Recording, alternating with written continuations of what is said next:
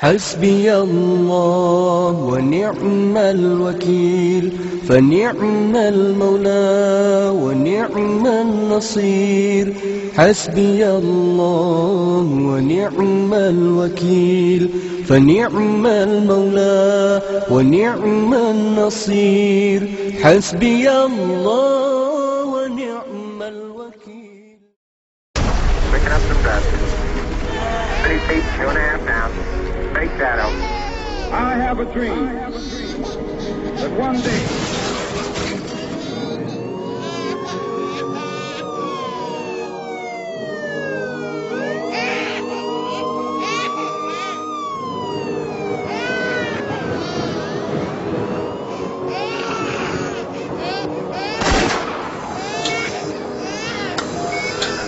Allied air forces began an attack on military targets in Iraq.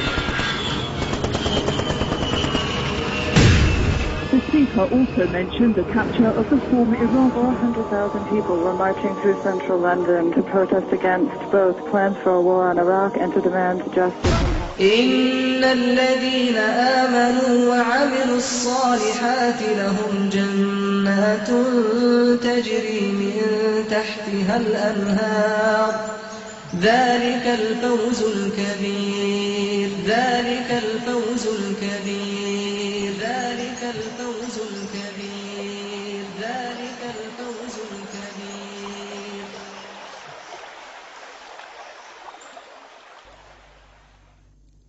ہمارے معزز مہمانان گرامی اور حق کے متلاشی،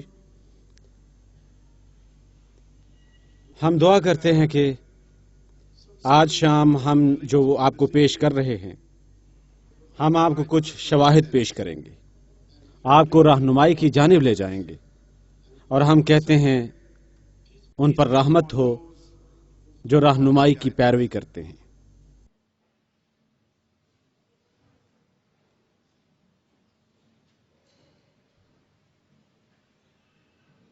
آج ہماری بحث اس موضوع پر ہے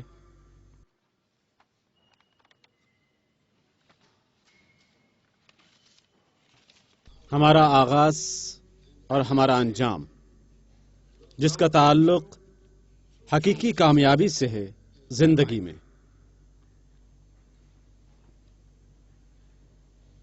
میرا خیال ہے کہ آپ مجھ سے اتفاق کریں گے کہ زندگی میں کامیابی ہمارے لیے ناممکن ہے جب تک ہم تعریف بیان نہ کریں اپنے آغاز کی، جب تک ہم تصور یا پیش بینی نہ کریں اپنے انجام کی۔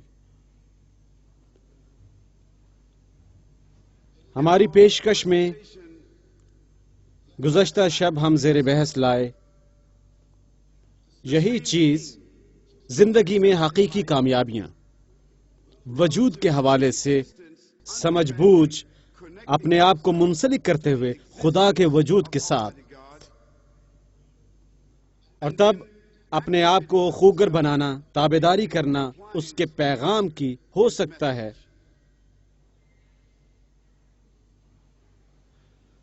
ہو سکتا ہے کہ آپ میں سے کچھ یہاں موجود تھے اور انہوں نے وہ سب کچھ سنا، وہ بیان، اور غالباً بہت سے موجود نہ تھے۔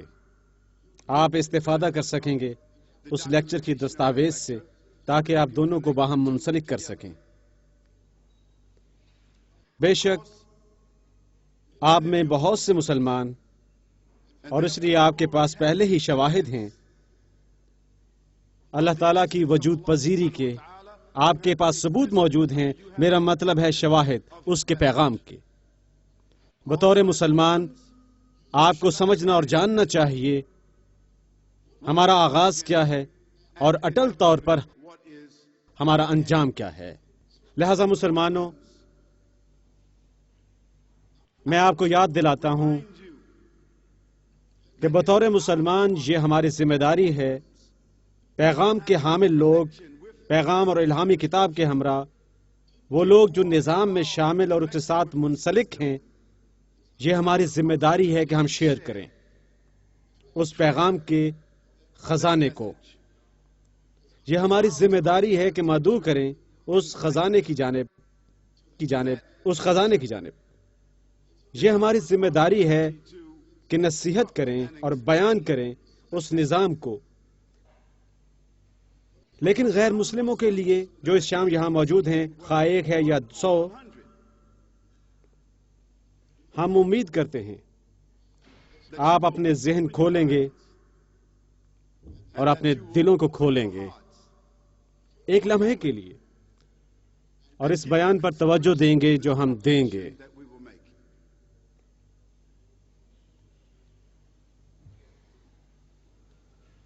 تمام تعریفیں اللہ ہی کے لیے ہیں جو منصف ہے تمام کائنات کا اور اپنی مخلوق پر بے حد فیاض ہے۔ ہم اس کے سامنے مجبور اور لاچار ہیں۔ وہ واحد ہستی ہے جو پرستش کے لائق ہے، اس کا کوئی شریک نہیں، اس کا کوئی حصہ دار نہیں، کوئی بیٹے نہیں، کوئی بیٹی نہیں، کوئی ایسی ہستی نہیں جس کے ساتھ وہ مشاورت کرتا ہے، اور کوئی ایسی ہستی نہیں یا کوئی ایسی چیز نہیں جس کا موازنہ کیا جا سکے اس کے ساتھ۔ اللہ بادشاہ ہے جو مطلق العنان ہے، واحد ہستی جو اپنے مخلوق کے لیے قانون سازی کا حق رکھتی ہے۔ وہ زندگی عطا کرنے والا ہے، وہ موت دینے والا ہے، جبکہ موت اس پر اثر انداز نہیں ہو سکتی کیونکہ وہ ہمیشہ زندہ رہنے والا ہے۔ وہ اپنا وجود آپ قائم رکھے ہوئے ہے، آبدی اور مطلق العنان۔ تمام تعریفیں اللہ ہی کے لیے ہیں جو تمام چیزوں پر قدرت رکھتا ہے اور حقیقت میں نہ کوئی طاقت، نہ کوئی قوت، نہ کوئی اثر و رسوخ، نفع یا نقصان پہنچا سکتا ہے ما سوائے اس کی ذات کے۔ یہ وہ ہستی ہے، یہ وہ ہستی ہے جس نے پیچیدہ دنیا تخلیق فرمائی، دیکھی اور اندیکھی، ظاہری اور قیاسی، زمین اور وہ سب کچھ جو اس پر موجود ہے اور ہر وہ چیز جو اس کے اندر موجود ہے۔ یہ اللہ تعالیٰ ہے شان و شوکت اور طاقت والا، پر قوت، جس نے آسمان تخلیق فرمائے جو دور نزدیک واقع ہیں، کرۂ ہوا، کرۂ فلکی، بالائی کرہ ہوائی، ستاروں کا بیرونی خلا، سیارے اور کہکشائیں۔ یہ وہی ہستی ہے جس نے یہ سب کچھ مفصل انداز میں گناگوئی کا حامل بنایا، ایک منظم انداز میں کہ سائنسی قانون اس کا نتیجہ نکال سکتا ہے۔ اس کے باوجود اس قدر قیمتی اور اس قدر قابل فخر کہ سائنس اس کی درست پیمائش نہیں کر سکتی یا پیشین گوئی۔ اللہ تعالیٰ ہی ہے، ہستی ہے جو عظمت والی، طاقتور اور پرقوت، جس نے بیک وقت تخلیق اور مقرر فرمایا اپنے کلام میں کسی توقف کے بغیر، اور یہ ہیں آسمان، زمین، فرشتے، جن، انسان، درندے، پرندے، کیڑے مکوڑے، سمندر میں مچھلیاں، ہر نوع اور اقسام کی حامل، سب کچھ ظہور میں آیا اس کے حکم کے ذریعے۔ یہ اللہ تعالیٰ ہی ہے جس نے زندگی تخلیق فرمائی اور موت کو لازم قرار دیا، یہ دیکھنے کے لیے اس کی کون سی مخلوق انسانوں کے مابین جسے اس نے اختیار دیا، حق انتخاب دیا، اپنے اطوار میں بہترین ہوگی اور اپنی عبادت میں۔ یہ وہ ہستی ہے اللہ، بڑی عظمت والا اور طاقتور، جس نے اس دنیا میں مبعوث فرمائے مختلف ادوار میں اور مختلف مقامات پر پیغمبران، ان سب پر اللہ کی رحمتیں و برکتیں نازل ہوں، جنہیں رحمانی کتب کا عطیہ دیا گیا، اعلیٰ ترین اخلاق کے حاملین، انسانوں کی رہنمائی اور تعلیم و تربیت ان زندگی کے لیے جس کی قانون سازی ان کے لیے کی گئی اور تکمیل ان کے مقاصد کی۔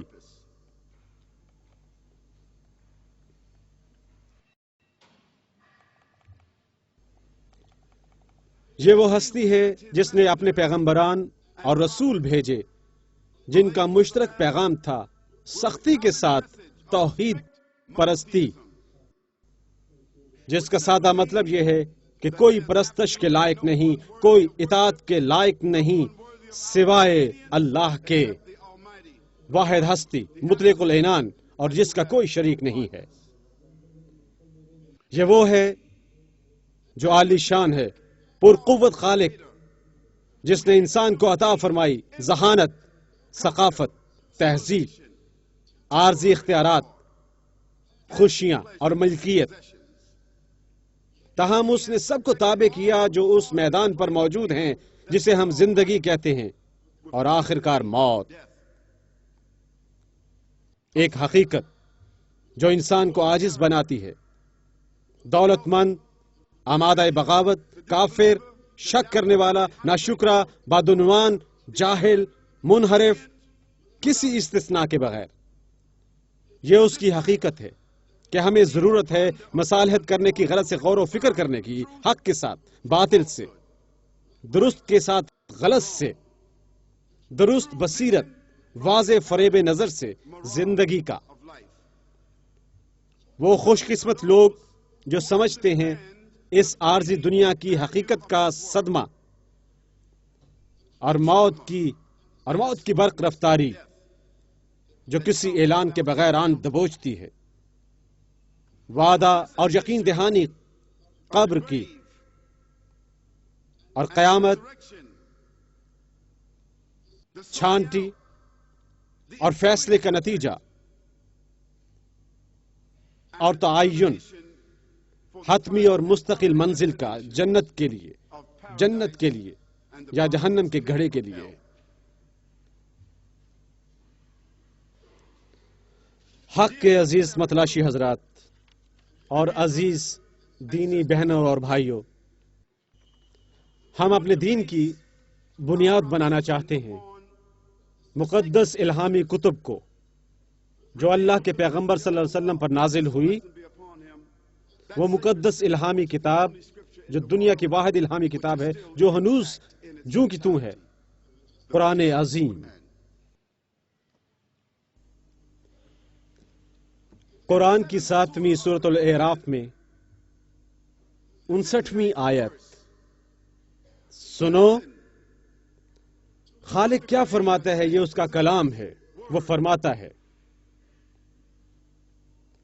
وہ فرماتا ہے تخلیق کی بابت، تخلیق کا ماخذ آسمان اور زمین کا، شروع اللہ کے نام سے جو بڑا مہربان اور نہایت رحم والا ہے۔ در حقیقت تمہارا رب تو اللہ ہی ہے جس نے آسمان اور زمین کو پیدا کیا 6 دنوں میں، پھر عرش بری پر ممکن ہو گیا تخت جو پانی کے اوپر ہے، جسے ہم خلا کہتے ہیں۔ وہ رات کو دن پر ڈھانک دیتا ہے، ایک اور رات دن کے پیچھے لپکی چلی آتی ہے تیزی کے ساتھ، اور تب اس نے سورج کو تخلیق فرمایا اور چاند کو اور ستاروں کو، سب اس کے حکم کے تابع ہیں بلا شبہ۔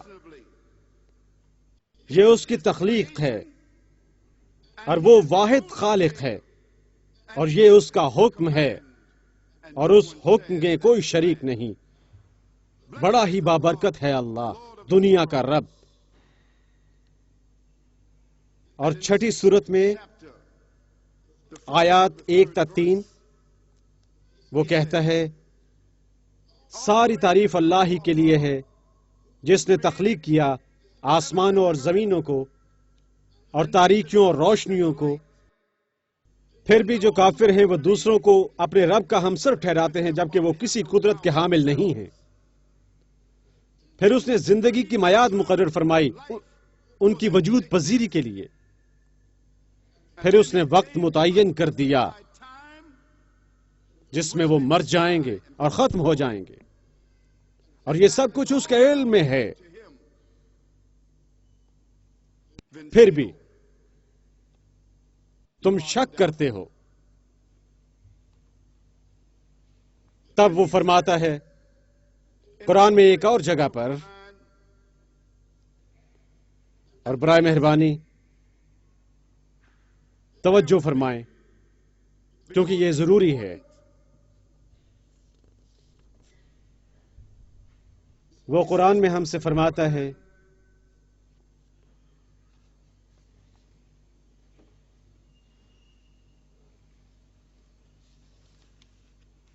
اور اچانک ہم نے انسان کو تخلیق فرمایا مٹی سے، اور تب ہم نے اسے بطور قطرہ تولید رکھا مضبوط اور مستحکم جگہ میں جو رحم کہلاتی ہے. پھر بیضہ تولید بنایا چمٹے ہوئے منجمد خون میں. تب ہم نے اس خون کا لوتھڑا بنایا جو جنین کہلاتا ہے. ہم نے اس کے لیے بنایا گوشت، ہڈیاں، اور تب ہم نے ہڈیوں کو گوشت سے ڈھانپا، اور تب ہم نے اسے ایک اور تخلیق میں نشو نما دی جسے تم مکمل انسان کہتے ہو. لہذا بڑا ہی بابرکت ہے اللہ، بہترین خالق. اور در حقیقت اس سب کچھ ہونے کے بعد یقیناً تمہیں مر جانا ہے، اور تب در حقیقت یوم قیامت کو، ایک ایسا دن جس میں کوئی شبہ نہیں ہے، تم آؤ گے اور تمہارا فیصلہ ہوگا. اور وہ دوبارہ قرآن میں ہم سے فرماتا ہے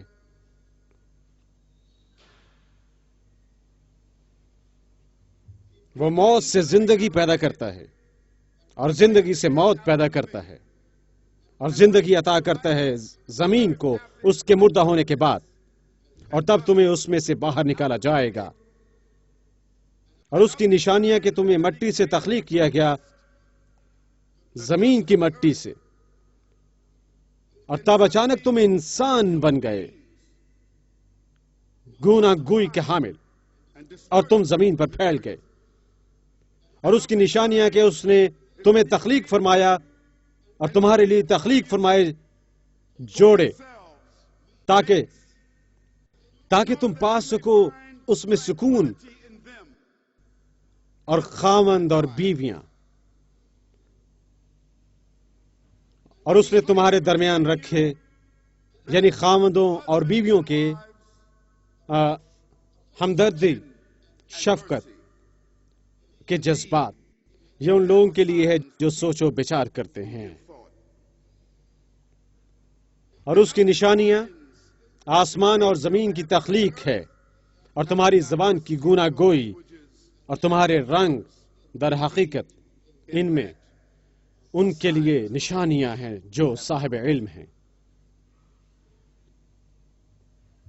پیارے بھائی اور بہنوں اور حق کے متلاشی حضرات، ایک لمحے کے لیے غور کریں اللہ سبحانہ تعالیٰ کے اس کلام پر. ایک لمحے کے لیے سوچیں اپنے آغاز کے بارے میں. یہاں ان آیات میں، اور ذہن میں رہے کہ قرآن کی یہ آیات 6666 آیات اپنی کلیت میں ہیں. وہ ایک ہستی پر نازل ہوا تھا جو امی ہے،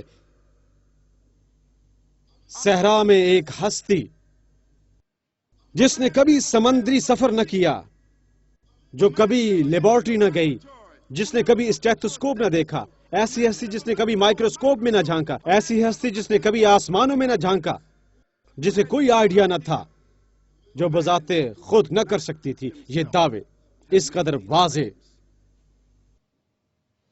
اس قدر قابل فخر واضح کہ سائنس بذات خود ان کے ساتھ تضاد نہیں رکھتی.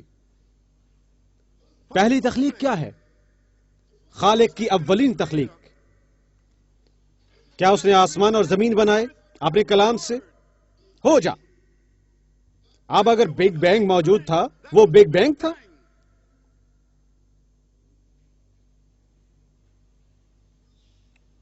اور اس نے فرمایا کہ اس نے آسمان اور زمین 6 دنوں میں تخلیق فرمائے. اس کا مطلب کہ اس کے حکم کے تحت تاریکی سے، مادے سے، جسے ہم بیرونی خلا کہتے ہیں، جہاں پر زندگی موجود نہ تھی، جہاں کوئی نظم و نسق نہ تھا، جہاں کوئی انسان نہ تھا، وہ خالق گیس لایا، مادے لایا، انہیں باہم اکٹھا کیا، دھماکہ کیا، اور اس دھماکے کے ذریعے ہمارا سیارہ جاتی نظام وجود میں آیا سورج کے ہمراہ مرکز کشش ثقل کے طور پر۔ وہ سورج حرارت دیتا ہے، کشش ثقل مہیا کرتا ہے اور اپنے مدار کے ساتھ سب کچھ کھینچتا ہے اندر۔ کہکشاں بذات خود، اور کہکشاں بذات خود محض ستاروں کا ایک گچھا ایک اور صدیمی کے درمیان، اور وہ صدیمی بذات خود مابین ہوتے ہوئے صدیمی کے اربوں گچھوں کے ساتھ۔ تاہم ہماری زمین واحد سیارہ ہے جہاں اس قسم کی زندگی دریافت کی گئی ہے۔ ہم نہیں جانتے کہ کوئی دیگر وجود موجود ہیں جو ذہانت کے حامل ہیں، جو حق انتخاب رکھتے ہیں، جو شمار کر سکتے ہیں، جو توڑ سکتے ہیں، تخمینہ لگا سکتے ہیں۔ ہم کسی دیگر وجود کے بارے میں نہیں جانتے، اور تمام زمین اور آسمان ما سوائے زمین پر۔ کیا عجیب و غریب نہیں ہے کہ زمین سورج سے دور تیسرا سیارہ ہے؟ اگر یہ دوسرا سیارہ ہوتا یہ زندگی کے لیے بے حد گرم ہوتا، اگر یہ چوتھا سیارہ ہوتا یہ بے حد سرد ہوتا۔ لہذا اللہ تعالیٰ بابرکت خالق جو تناسب جانتا ہے، جو جانتا ہے، جس نے قائم اور مقرر فرمائی زمین اور اسے باز گشت کا نظام عطا فرمایا جس میں ہماری زندگی نشو نما پائی ہے، لہذا اس نے زمین کو عطا فرمایا اس کا باز گشت کا نظام، اور اس نے زمین کو عطا فرمایا ایک آسمان، جیسے یہ ایک چھتری ہو اندر گرتے ہوئے ستاروں اور میزائلوں سے محفوظ رکھنے کے لیے، اسے ہلاک اور نیست و نابود کرنے کے لیے۔ پھر اس نے زمین کو عطا فرمایا ایک قالین، پہاڑوں اور ندیوں والا، اسے زمین پر رکھا، اسے ضروری توازن دینے کے لیے، اور اس نے زمین کو عطا فرمائی ہر قسم کی نباتات، اور اس نے زمین کو عطا فرمائی اس کی سطحی پانی کی اکثریت تاکہ یہ زندگی کی حامل بن سکے، دیگر طرز کی زندگی پیدا کرنے کے لیے۔ اور ان سمندروں کے اندر اس نے بے شمار اقسام کی زندگی رکھی جسے ہم نے ہنوز دریافت کرنا ہے، اور اس نے پہاڑوں کے اندر رکھا سونا اور جواہرات اور ہر قسم کی اشیاء جو ہم اپنے فائدے کے لیے حاصل کرتے ہیں، اور اس نے بذات خود ماحول کے اندر رکھا جسے ہم سانس لینے اور زندہ رہنے کے لیے ضروری سمجھتے ہیں۔ اور زمین کی مٹی سے اس نے انسان تخلیق فرمائے۔ دیگر طرزوں کی زندگی تخلیق کرنے کے بعد یہ حکم ہے جو قرآن میں نازل فرمایا گیا ہے، جو نازل ہوا تھا 1434 برس قبل۔ یہ والٹ ڈزنی نہیں، یہ اسٹیون سپیلبرگ نہیں، یہ آواز ہے آسمانوں اور زمین کے خالق کی، جو ہمیں تفصیل دیتی ہے جو اس نے اپنے بندے پر نازل فرمایا، وہ امی بندہ جس نے صحرا میں جنم لیا 1434 برس قبل۔ اور وہ فرماتا ہے کہ اس نے ہمیں مٹی سے بنایا، مٹی زمین کا جوہر ملا ہوا پانی کے ساتھ، اور ایک مقام پر وہ اسے فرماتا ہے نطفہ۔ نطفہ کا مطلب ہے مادہ تولید، اور ایک اور مقام پر وہ اسے تراب فرماتا ہے، اس کا مطلب ہے مٹی، اور ایک اور مقام پر وہ اسے فرماتا ہے اس کا مطلب ہے کھنکتی ہوئی مٹی کا مرکب۔ یہ سب کچھ بذات خود انسان کے ماخذ اور فطرت کی وضاحت ہے۔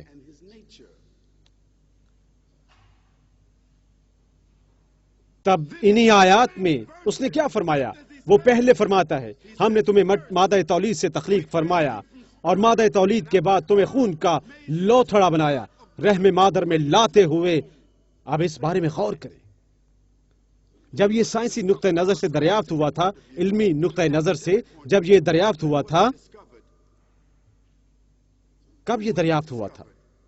کہ جرثومہ حیات بیضے کو حاملہ بناتا ہے، ایک جنین بن جاتا ہے، اور تب منجمد خون ہوتا ہے، اور وہ منجمد خون رحم کے ساتھ چمٹ جاتا ہے ماں کے، تاکہ یہ خوراک پا سکے اور ایک میزبان بن جاتی ہے. لہٰذا ماں ایک میزبان بن جاتی ہے اور وہ اسے غذا فراہم کرنے کا آغاز کرتی ہے، حتیٰ کہ اپنی خواہش کے بغیر. تب وہ فرماتا ہے اس منجمد خون سے یہ لٹکنا شروع کرتا ہے. اور اب ہم جانتے ہیں سائنسی فلم سے، سائنسی دستاویز سے، کہ جرثومہ تیرتا ہے. لاکھوں جرثوموں میں سے محض ایک ایسے بیضے کے ساتھ جا ملتا ہے، اور وہ بیضہ رحم مادر میں سکونت پذیر ہوتا ہے. جب یہ رحم مادر میں سکونت پذیر ہوتا ہے، یہ پیدا کرتا ہے. جب یہ پیدا کرتا ہے، یہ کھلتا ہے، یہ منجمد خون بن جاتا ہے اور رحم کے ساتھ چپک جاتا ہے، اور تب اس کے بعد یہ رحم مادر میں لٹکنے کا آغاز کرتا ہے، اور یہ حصہ ناف کی ڈوری ہے. تب وہ فرماتا ہے اس لٹکتے ہوئے منجمد خون سے ہم ایک جنین بناتے ہیں. اب ہم جانتے ہیں وہ حمل کا 9واں ہفتہ ہوتے ہیں، جنین وہاں موجود ہوتے ہیں. جنین کیا ہے؟ یہ دماغ ہے، یہ حرام مغز ہے، یہ انسانی وجود کا حصہ ہے جو اسے حواس اور شناخت عطا کرتا ہے. تب ہم جانتے ہیں 21 ہفتوں کے بعد یہ مکمل نشو و نما پایا ہوا جنین ہوتا ہے. اس کا دل دھڑک رہا ہوتا ہے، پھیپھڑے سانس لے رہے ہوتے ہیں، آنکھیں تشکیل پا چکی ہوتی ہیں، ہاتھ اور انگلیاں اور پاؤں کی انگلیاں اور گردے کام کر رہے ہوتے ہیں. 21 ہفتوں میں مکمل تشکیل پاتا ہے. معافی چاہتا ہوں، 12 ہفتوں میں 12 ہفتوں میں تشکیل پاتا ہے. تب وہ فرماتا ہے تب ہم اس جنین کو جلد کے ساتھ بند کر دیتے ہیں. سائنسی کتابچہ دیکھیں اور دیکھیں کیا یہ عمل دریافت ہو چکا ہے، اگر یہ درست نہیں ہے. اور تب وہ فرماتا ہے اس کے بعد ہم اسے بند کر دیتے ہیں، اور اس کے بعد ہم اسے دوسری مخلوق کے طور پر سامنے لاتے ہیں. لہذا یہ بطور ایک بچہ سامنے آتا ہے، کیونکہ ایک بچہ اب یہ اپنی شخصیت کا حامل ہوتا ہے. اسے اس کی اپنی روح عطا کی جاتی ہے، اسے اس کا اپنا وصف عطا کیا جاتا ہے. یہ سامنے آتا ہے اور ایک بچہ کہلاتا ہے، ایک انسان اپنے نام کے ہمراہ اور شناخت. یہ قرآن فرماتا ہے 1434 برس قبل ہمارا آغاز. تب وہ فرماتا ہے کچھ عرصے کے بعد تم مر جاؤ گے. ایک حقیقت ممکنات میں سے نہیں، تم میں سے چند نہیں، تم میں سے ہمارے نہیں، تم میں سے کمزور ترین نہیں، بلکہ تم سب کے سب اس عمل سے گزرو گے اور تب تم مر جاؤ گے. اب ہم جانتے ہیں کہ خواہ وہ تخلیق کرتے ہیں جسے وہ متبادل کہتے ہیں، یا خواہ وہ اسے لیتے ہیں اور ٹیسٹ ٹیوب میں رکھتے ہیں، عمل ہنوز وہی ہے. کیا یہ ایسا نہیں ہے؟ اس عمل سے باہر نہیں جا سکتے، کیونکہ خالق ہی ہے اور اس نے نظام مقرر کیا. اب دیکھیں انسان کو کیسے بے وقوف بنایا جاتا ہے. ایک متبادل ماں بناتا ہے، بچے کو بندر میں رکھتا ہے. وہ سب احمقانہ کام کر سکتے ہیں جو وہ کرنا چاہتے ہیں، لیکن وہ عمل کو تبدیل نہیں کر سکتے. لیکن وہ کیا کر سکتے ہیں؟ وہ ایک دوسری چیز جو سامنے آتی ہے، ہو سکتا ہے ایک ایسی چیز جو خالق کی خواہش سے مختلف ہو. لہٰذا انہوں نے جب کلوننگ کا آغاز کیا، آپ کے علم میں آیا ہوگا بہت کمزور قسم کے لوگ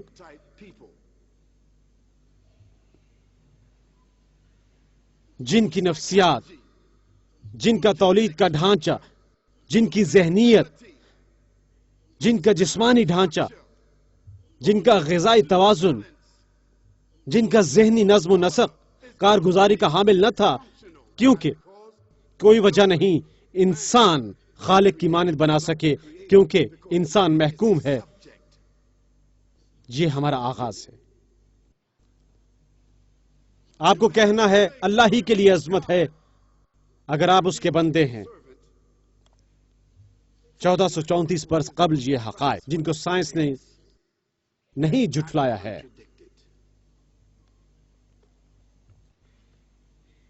میرے پیارے بھائیوں اور بہنوں، یہ ہمارا آغاز ہے. اب میں چاہتا ہوں کہ ایک لمحے کے لیے سنیں. ہم جاری رکھنا چاہتے ہیں اس بیان کو کیونکہ شاید یہ پہلی مرتبہ ہے کہ آپ میں سے کچھ نے اس بارے میں سنا ہو یا سوچا ہو، لہذا غور کریں. اب یہ ہمارا آغاز ہے، قطع نظر اس کے کہ ہم کیا کرتے ہیں. بچپن سے بلوغت تک ہم اس بارے میں جانتے ہیں.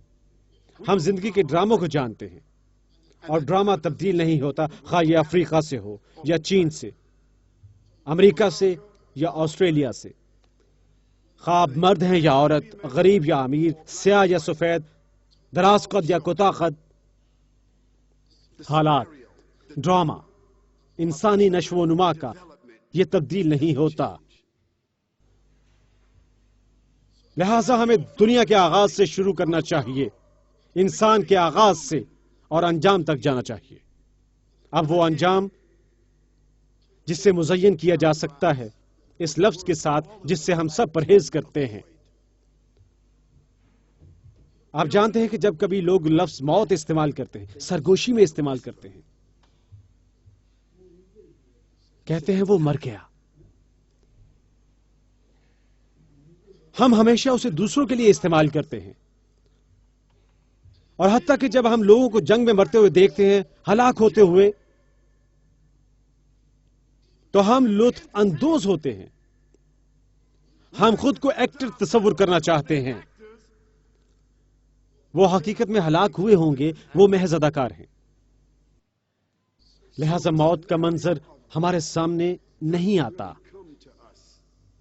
یہ حقیقت میں گھر نہیں پہنچتا. جیسا کہ قرآن فرماتا ہے، اعوذ باللہ من الشیطان الرجیم، الہاکم التکاثر حتی زرتم المقابر کلا سوف تعلمون ثم کلا سوف تعلمون کلا لو تعلمون علم اليقین لترون الجحیم ثم لترونها عین اليقین ثم لتسألن يومئذ عن النعیم. قرآن فرماتا ہے تم مصروف ہو کھینچا تانی میں، حساب لگانے میں، اپنے کیریئر بنانے میں، اپنی دولت اکٹھا کرنے میں، اپنا پیشہ، اپنی دولت، حتیٰ کہ تم قبروں میں چلے جاتے ہو. تم اس بارے میں سوچو، آخری مرتبہ تم کب جنازے کے ساتھ گئے تھے؟ کیا یہ تمہاری ماں تھی، تمہارا باپ تھا، یا تمہارا دادا تھا، تمہارا چچا تھا، تمہارا چچا زاد تھا، تمہارا دوست تھا، تمہاری بیوی تھی، تمہارا خاوند تھا؟ آخری مرتبہ تم نے زیارت کی تھی قبور کی، جب تم ایک جنازے کے ساتھ گئے تھے اور تم نے دیکھا وہ فرد جس کے ساتھ تم محبت کرتے تھے، جو ہنس رہا تھا، رو رہا تھا، زندہ تھا، شیخی بگاڑ رہا تھا، دولت مند تھا، تعلیم یافتہ تھا، جھٹلا رہا تھا، مغرور تھا، وہ جو کچھ بھی تھا. لوگوں کی اپنے خدشے سے کیا مراد تھی جب وہ کھینچ کر سیدھا کیا گیا، اور اس کا آخری لباس، اپنا خدشہ کیا تھا؟ کیا لوگ مزاق کر رہے تھے؟ کیا وہ رقص کر رہے تھے؟ تالیاں بجا رہے تھے، گا رہے تھے؟ نہیں نہیں، خاموشی، صدمہ. کیونکہ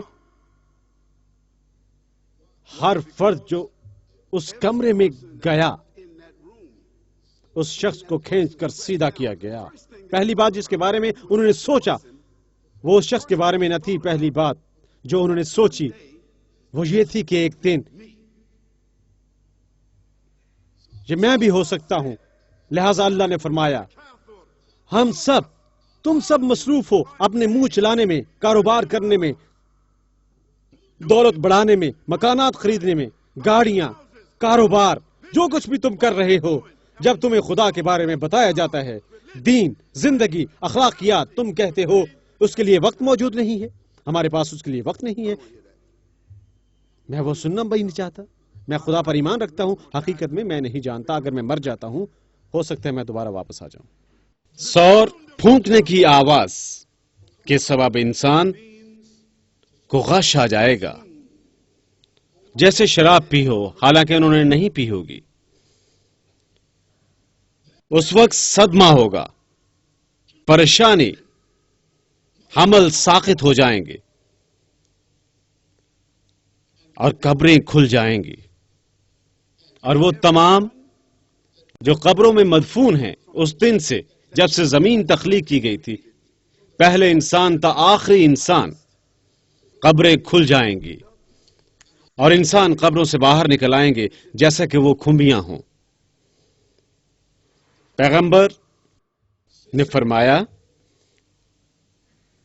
کہ اللہ اس دن نازل فرمائے گا، زمین کو نیست و نابود کرنے کے بعد، آسمان کو شق کرنے کے بعد وہ بادل بھیجے گا، نئے بادل، اور ان بادلوں کے اندر موجود ہوگا مادہ حیات. اور جب وہ بادل کھلیں گے وہی مادہ حیات زمین کے ساتھ ٹکرائے گا، اور ہم میں سے ہر ایک باپ کا مادہ حیات، وہی مادہ حیات اسی ڈی این اے کے ہمراہ ہمارے باپ سے وہ بادل سے آئے گا اور زمین سے ٹکرائے گا، اور اس زمین میں سے میں اور آپ برآمد ہوں گے کھمبی کی مانند. ہر لحاظ سے بیک گاڈ کہلاتا ہے، انگلیوں کے پوروں سے. اس کا مطلب ہے کہ وہی انگلیوں کے نشانات اور وہی ڈی این اے، واحد کام جو اس دن ہوگا، کوئی بھی بولنے کے قابل نہ ہوگا. یہ اچھا ہوگا.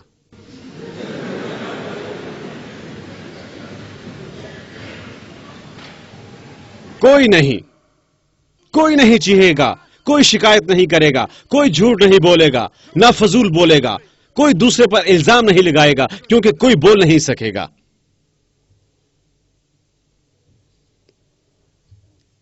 تب پیغمبر صلی اللہ علیہ وسلم نے فرمایا کہ انسانوں کو اکٹھا کیا جائے گا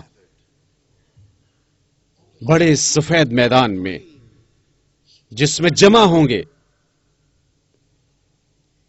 اول تا آخر تمام انسان، آدم علیہ السلام سے، پیغمبر آدم پہلے انسان، آخری انسان تک. اور انہوں نے فرمایا اس دن وہ ہوں گے ننگے پاؤں اور برہنہ، کوئی زرق برق لباس نہیں، کوئی جوتے نہیں، کوئی زرق برق لباس نہیں. ان میں امتیاز کرنے والا کچھ نہ ہوگا کہ اس دن کس کا طبقہ اور درجہ کیا ہے. آپ صلی اللہ علیہ وسلم کی زوجہ مبارکہ عائشہ انہیں عرض کی، اللہ کے پیغمبر صلی اللہ علیہ وسلم، کیا لوگ ہراساں ہوں گے؟ آپ نے فرمایا نہیں عائشہ، وہ ہراساں نہ ہوں گے، وہ اس دن مکمل طور پر صدمے کی حالت میں ہوں گے. ان میں سے کوئی بھی دائیں یا بائیں نہیں دیکھے گا. اپنے بارے میں انہیں محض تشویش ہوگی، اور فیصلہ سازی کا آغاز ہوگا، اور ترازو قائم کیے جائیں گے. وہی ترازو جو آپ سپر مارکیٹ میں دیکھتے ہیں جب وہ کیلوں اور پھل کا وزن کرتے ہیں، اسی قسم کے ترازو. لیکن اس دن کیلے اور پھل نہیں بلکہ اعمال تولے جائیں گے. اس لیے کہ ہم سب حامل انسان اس روز پیش کریں گے اعمال. زندگی کا کلی مقصد اعمال کرنا، کارکردگی کا مظاہرہ کرنا. دیکھیں زبان کیا کہتی ہے، دیکھیں دیگر حصے کیا کرتے ہیں، دیکھیں ہاتھ کیا کام کرتے ہیں، دیکھیں پاؤں اور ٹانگیں کہاں جاتے ہیں، دیکھیں کون سی قسم، دیکھیں آنکھیں کیا دیکھتی ہیں، دیکھیں ذہن کیا محسوس کرتا سوچتا ہے، دیکھیں دل کس قسم کے جذبات کا حامل ہے. اور اس دن حتمی نتیجہ کیا ہوگا، اعمال دیکھے جائیں گے اور لوگوں کی چھانٹی کی جائے گی گروہوں میں. اور اس دن ہر کوئی اپنا ٹکٹ اور ویزا وصول کرے گا اپنی آخری منزل کے لیے.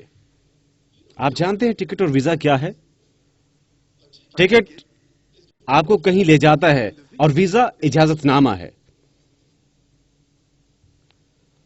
پیارے بھائی اور بہنوں، حق کے متلاشی، اگر آپ کو میرے یا اپنے اس انجام سے متعلق کوئی شک ہے، آئیے میں آپ کو اور خود کو یاد دلاتا ہوں کہ یہ زندگی انتہائی مختصر ہے۔ پیغمبر صلی اللہ علیہ وسلم نے فرمایا، انسان باہم اکٹھے قبروں سے نکالے جائیں گے، مرد، عورتیں، جن، شیاطین، چرند، پرندے اور درندے۔ انہوں نے فرمایا وہ برہنہ ہوں گے، ختنے کے بغیر اور ننگے پاؤں، وہ بھوکے ہوں گے اور ان کا معدہ جل رہا ہوگا، سورج ان کے سروں پر ہوگا تقریباً 1 میل کے فاصلے پر۔ اب آپ تصور کر سکتے ہیں، میں ابھی سوچتا ہوں سورج زمین سے 93 ملین میل کے فاصلے پر واقع ہے، اور آپ جانتے ہیں کہ کچھ مقامات کس قدر گرم ہوتے ہیں۔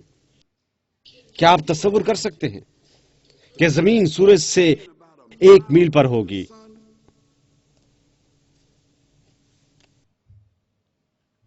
ان کے چہروں پر گرم ہوا ٹکرا رہی ہوگی، کیونکہ جہنم کے دروازے کھول دیے جائیں گے۔ اگر یہاں پر کوئی بے چین ہو جاتا ہے اور آپ اس بیگ کے بارے میں سوچتے ہیں جو آپ کو جہازوں میں ملتے ہیں، یا آپ کو پیناڈول کی ضرورت ہے، یا آپ کو سنبھالا جائے، ہم جانتے ہیں کیونکہ میرا خیال ہے ہم میں سے بہت سے لوگ اس ماحول کے بارے میں سوچتے ہیں۔ میں آپ کو دوبارہ بتاتا ہوں، یہ ایک فلم ہرگز نہیں ہے۔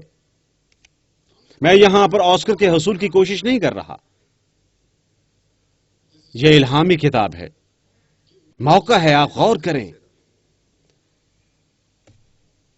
وہ لوگ پسینے پسینے ہوں گے، حتیٰ کہ پسینہ ان کے گھٹنوں تک دریا بہا دے گا، ان کی کمر، ان کے کندھے، اور کچھ لوگ اپنے ناک تک اپنے ہی پسینے میں شرابور ہوں گے۔ آنسو رواں ہوں گے، حتیٰ کہ آنسو ایک سیلاب تخلیق کر دیں گے، لیکن کوئی فرق نہیں پڑے گا۔ اور جب آنسو ختم ہوں گے تب وہ روئیں گے، وہ چلا رہے ہوں گے،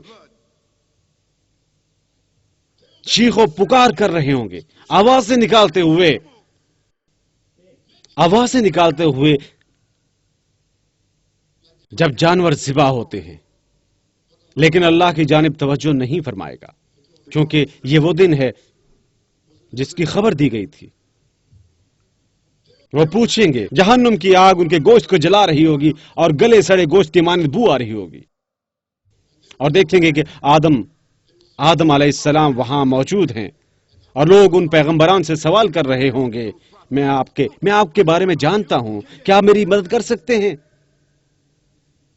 ان کا چھڑیوں کی مانند انبار لگا دیا جائے گا، ان کے کھڑے ہونے کے لیے کوئی جگہ نہیں ہوگی، ہر کسی کو کھڑے ہونے کے لیے جگہ تلاش کرنی پڑے گی۔ اس دن وہ اس قدر مصائب کا شکار ہوں گے کہ وہ خدا سے درخواست کریں گے، اے خدا ہمیں ان مصائب سے نجات دلا دے، ہمیں جہنم میں پھینک دے۔ وہ نہیں جانتے کہ جہنم کی آگ اس جگہ سے لاکھوں گنا زیادہ گرم ہوگی جہاں پر وہ کھڑے ہیں۔ یہ محض آغاز ہوگا یوم قیامت کا۔ پیارے بھائی اور بہنوں، اگر یہ یوم قیامت کا آغاز ہے تو مختصراً بیان کرنے دیں آپ کو بتانے کے لیے کہ یوم قیامت کا اختتام کیا ہوگا۔ ایسے لوگوں کے لیے جن کے ترازو نیک اعمال سے ہلکے ہوں گے، ان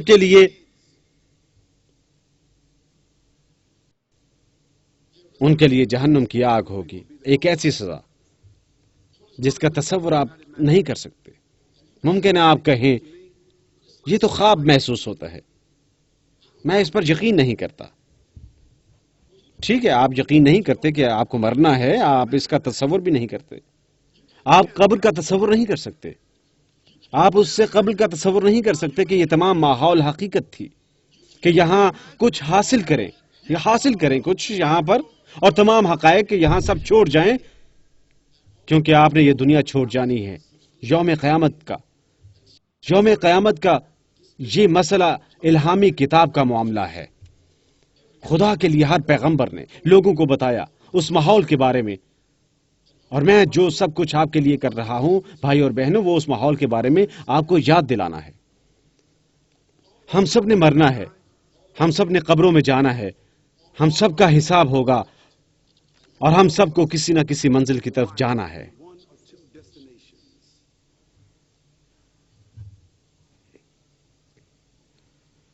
کوئی نہیں چاہتا کہ وہ ناگوار صورتحال میں مبتلا ہو، کوئی بھی جیل نہیں جانا چاہتا، حتیٰ کہ ایک دن کے لیے بھی نہیں۔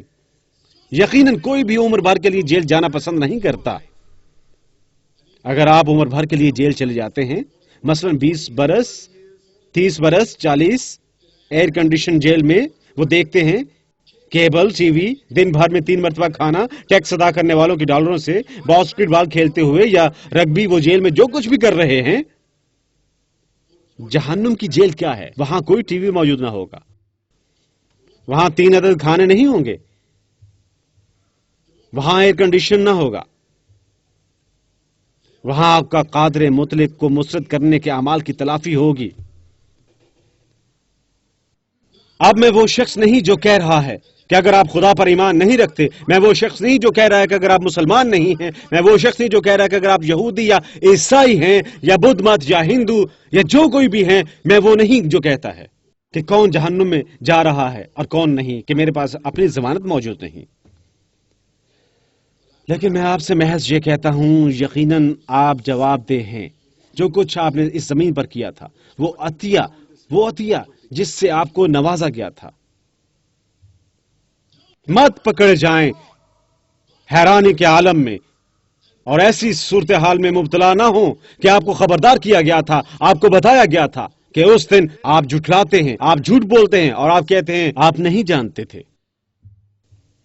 کیونکہ اگر آپ واقف نہیں تھے، اگر وہ جانتا ہے قبل اس کے کہ آپ یہاں آئے، آپ جانتے ہیں۔ جب آپ اس دروازے سے گزرتے ہیں، آپ نہیں جانتے کہ آپ یہاں سے باہر جا رہے ہیں، کیونکہ اگر آپ جانتے ہیں کہ آپ آئے، اب آپ جا رہے ہیں۔ اب خود سے جھوٹ بولیں اگر آپ چاہتے ہیں، اور اس کے لیے خواب دیکھیں،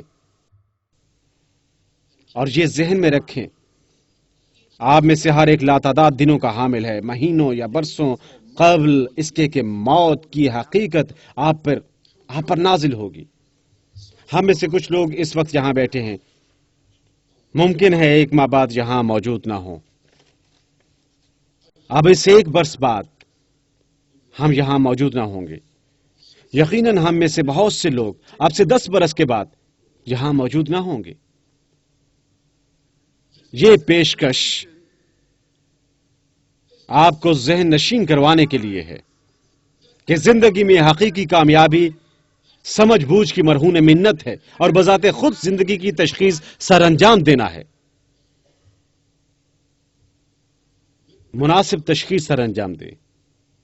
پیغمبر صلی اللہ علیہ وسلم نے فرمایا، اپنی موت سے قبل اپنی زندگی کی قدر کرو، اس بارے میں غور کرو۔ بڑھاپے سے پہلے اپنی جوانی کی قدر کرو، اپنی دولت کے عطیے کی قدر کرو غربت سے قبل۔ اس عطیے کے بارے میں غور کرو جو تمہیں عطا کیا گیا ہے، زندگی کے بارے میں غور کرو، یہ موقع اپنی ذمہ داری پر غور کرو قبل اس کے کہ تمہارا احتساب کیا جائے۔ زندگی میں حقیقی کامیابیاں اس مانند ہیں جو کچھ اسکاؤٹ بوائے کہتا ہے۔ بوائے اسکاؤٹ کیا کہتا ہے؟ کون جانتا ہے؟ بوائے اسکاؤٹ کیا کہتا ہے؟ وہ کون سے 2 الفاظ ہیں جو ہمیشہ کہتے ہیں؟ ہاں، تیار رہیں، تیار رہیں۔ آپ بوائے اسکاؤٹ یہ نہیں کہتا کہ مرنے کے لیے تیار رہیں، بلکہ اس کا مطلب ہے کہ تیاری کریں۔ اب یہاں پر موجود کتنے لوگ مکمل تیاری کرنا پسند کریں گے، یا کچھ لوگ محض یہ تیاری کرنا پسند کریں گے کل کام پر جانا ہے یا سوموار کو؟ ہم میں سے ہر ایک، اگر ہم جانتے ہیں کہ ہم کہاں جا رہے ہیں، تیاری کرنا پسند کریں گے۔ ہم میں سے ہر ایک اگر سفر پر جا رہے ہیں بھرے ہوئے تھیلوں کے ہمراہ، ضرورت کی ہر چیز تھیلے میں موجود ہے، کیا یہ درست نہیں ہے؟ یہ انسانی فطرت ہے کہ اگر وہ جانتے ہیں کہ وہ کہاں جا رہے ہیں، وہ تیاری پسند کرتے ہیں۔ یہ فطرت ہے جس کی ہم یہاں بات کر رہے ہیں۔ اب بھائی اور بہنوں، مختصر بیان کرتا ہوں اور اپنا پیغام سمیٹنا چاہتا ہوں یہ کہتے ہوئے،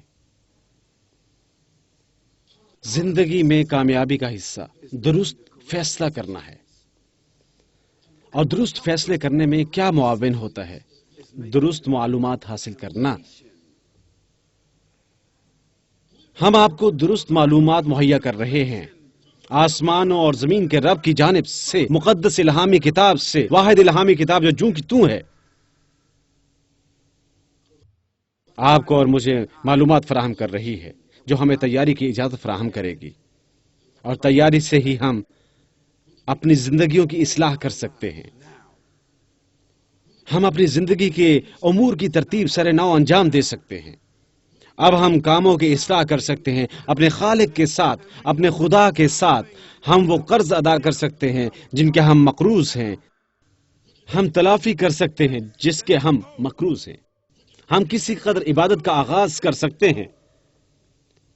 ہم کم سے کم یہ کہہ سکتے ہیں، اے خدا، میں زندگی کے لیے تیرا شکر گزار ہوں، تجھ سے طاقت طلب کرتا ہوں، میں طلب کرتا ہوں مہلت۔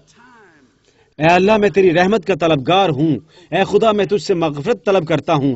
اے خدا، مجھے موقع عطا فرما کہ میں اپنی زندگی کی تعمیر نو کروں، میں مصروف رہوں تیاری میں، اس دن کے لیے جس کے بارے میں کوئی شبہ نہیں۔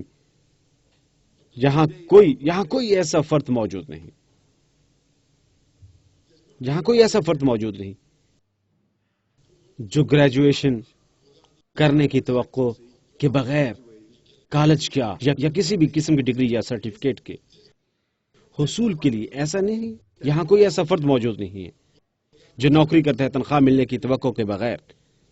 لہذا ہر کوئی نتائج سمجھتا ہے، ہر کوئی جزا اور سزا سمجھتا ہے، ہر کوئی جانتا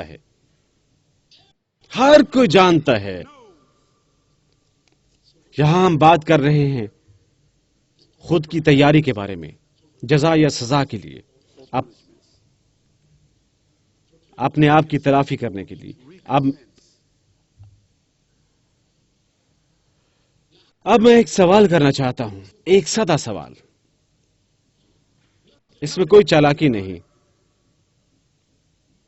یہاں پر موجود کتنے لوگ خود کے اندر سنجیدہ سوچ رکھتے ہیں زندگی کے مقصد کے بارے میں؟ کتنے لوگ سنجیدگی سے غور کرتے ہیں مقصد؟ کتنے لوگوں نے زندگی کے مقصد کے بارے میں سوچا؟ میرا مطلب ہے حتیٰ 1 منٹ کے لیے اکیلے بیٹھ جائیں اپنے کمرے میں، کسی سڑک پر تنہا چہل قدمی کرتے ہوئے، ایک گرجا گھر میں، ایک ہاتھ ٹب میں، اپنے بستر میں، ہسپتال میں، جب آپ ایک جنازے کے ساتھ جاتے ہیں، کتنے لوگ ایک بار آخرت کے بارے میں سوچتے ہیں؟ مقصد کیا ہے اور زندگی کا مقصد کیا ہے؟ کتنے لوگوں نے؟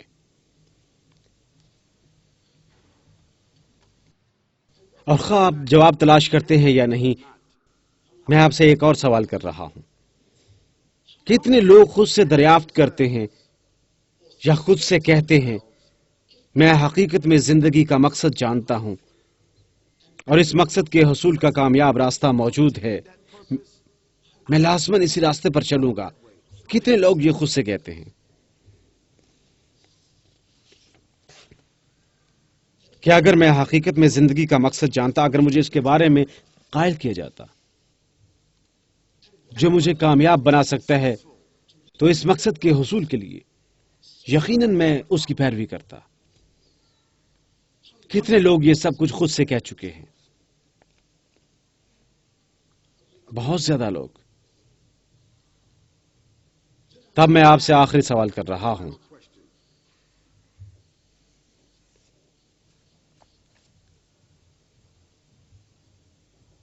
یہاں پر موجود کتنے لوگ اس امر پر یقین رکھتے ہیں کہ وہ زندگی کے مقصد کو سمجھتے ہیں اور کامیابی کے ان کے ذرائع قائل ہیں جو مقصد کی جانب لے جاتے ہیں؟ کتنے لوگ ایمانداری کے ساتھ یہ کہہ سکتے ہیں؟ یہ اہمیت کی، یہ کتنے لوگ کہہ سکتے ہیں؟ یہ اہمیت کی حامل تعداد نہیں ہے۔ اس کا مطلب ہے ہم میں سے زیادہ تر لوگ، ایک بات میں کہتا ہوں، آپ ایماندار بنے، اچھا بنے، لیکن گم ہو جانا اچھا نہیں ہے، اور پختہ کار انسان کے لیے اچھا نہیں ہے جو موت سے قریب تر ہے، تیاری کے بغیر۔ لہذا میں آپ کو بتاتا ہوں، ہر ایک بڑا سفر کس سے شروع ہوتا ہے؟ یہ کس سے شروع ہوتا ہے؟ پہلا قدم وہاں اسمارٹ شخص موجود ہے۔ ایک قدم، پہلا قدم، میں تمام احباب کو مشورہ دیتا ہوں کہ ہمیں تسلیم کرنا چاہیے کہ رب موجود ہے اس زندگی کے لیے، اس تخلیق کے لیے۔ ایک رب ہے، اس کے پیچھے ایک سرچشمہ ہے، ایک طاقت، ایک ذہانت۔ اسے قادر مطلق خدا کہیں، اسے خالق کہیں، اسے توانائی کا سرچشمہ کہیں، اسے اصول کہیں، اسے جو چاہیں کہیں، لیکن ہم سب کو پیش قدمی کی ضرورت ہے۔ یہ کہتے ہوئے میں تسلیم کرتا ہوں کہ ایک طاقت موجود ہے، ایک برتر طاقت، ایک خالق، ایک رب موجود ہے آسمان اور زمین کے لیے۔ کتنے لوگ اسے تسلیم کریں گے؟ ہاں؟ اور اگر یہ صورتحال ہے تب ہم بآسانی اگلے نتیجے تک پہنچ سکتے ہیں۔ کوئی شناخت کے لائق نہیں، کوئی ہماری توجہ یا اطاعت کے لائق نہیں، اور کوئی اس قدر اختیارات کا حامل نہیں، اور کوئی پرستش کے لائق نہیں ما سوائے اس رب کے۔ کتنے لوگ یہ دوسرا قدم اٹھائیں گے؟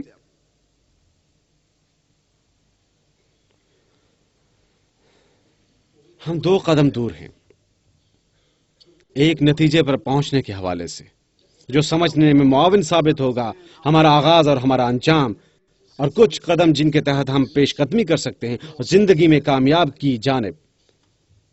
اب اگر ہم رب کو تسلیم کرتے ہیں، اگر ہم طاقت و قوت کو تسلیم کرتے ہیں، اگر ہم ذہانت کو تسلیم کرتے ہیں، ہم تسلیم کرتے ہیں کہ قطعی طور پر ایک برتر اصول موجود ہے اس زندگی کے پیچھے جس نے اس میں ہر چیز کو ڈیزائن کیا ہے بشمول ہماری ذات، تب ہمیں یہ بھی تسلیم کرنا چاہیے کہ ہم انسان محکوم ہیں۔ اور ایک دوسرا طریقہ محکوم کہنے کا، ہم رعایا ہیں۔ اس کہنے کا ایک اور طریقہ یہ ہے کہ ہم مشکور ہیں، جو کسی قسم کا قانون ہے۔ اب یہاں پر موجود کوئی بھی انسان جو اپنے آپ کو رعایا تصور نہیں کرتا یا مشکور کسی قسم کی قانون سازی کا یا قانون کا، کیونکہ اگر وہ ایسا نہیں کرتا تب میں کہتا ہوں کہ عمارت کی چوٹی پر جائیں اور چھلانگ لگا دیں اور دیکھیں کیا مقابلہ کر سکتے ہیں یا جھٹلا سکتے ہیں کشش ثقل کے قانون کو۔ اپنا سانس روک لیں تقریباً 10 منٹ تک اور دیکھیں کیا آپ جھٹلا سکتے ہیں یا مقابلہ کر سکتے ہیں۔ انسانی استعداد کا اور آکسیجن کی ضرورت آپ نہیں کر سکتے۔ اس سے بھی سادہ ایک اور کام، اگر آپ کو خود کسی قدر اختیار حاصل ہے، کوئی بھی اختیار، کوئی کام، آنکھیں جھپکانا بند کر دیں اور آنکھ مت جھپکائیں، محض آنکھ مت جھپکائیں۔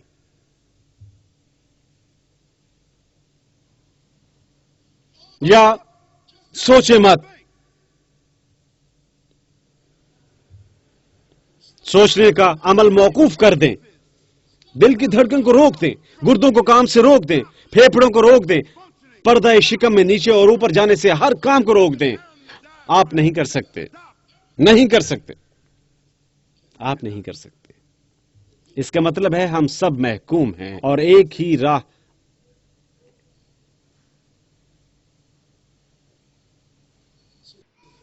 کے مسافر۔ لہذا تیسرا قدم یہ تسلیم کرنے کے بعد کہ رب موجود ہے، ایک برتر طاقت، اور دوسرا قدم کہ وہ برتر طاقت قطعی طور پر ایسی نہیں ہو سکتی کوئی دوسری طاقت ہماری توجہ کے لائق، ہماری محکومی. اور تیسری بات کہ اگر ایک طاقت، ایک قانون موجود ہے، تب آپ اور میں مشکور ہیں، اطاعت کے لیے تیار، اور ہمیں خود کو اس کا شکر گزار ہونا چاہیے. کتنے لوگ وہ پہلا قدم اٹھائیں گے؟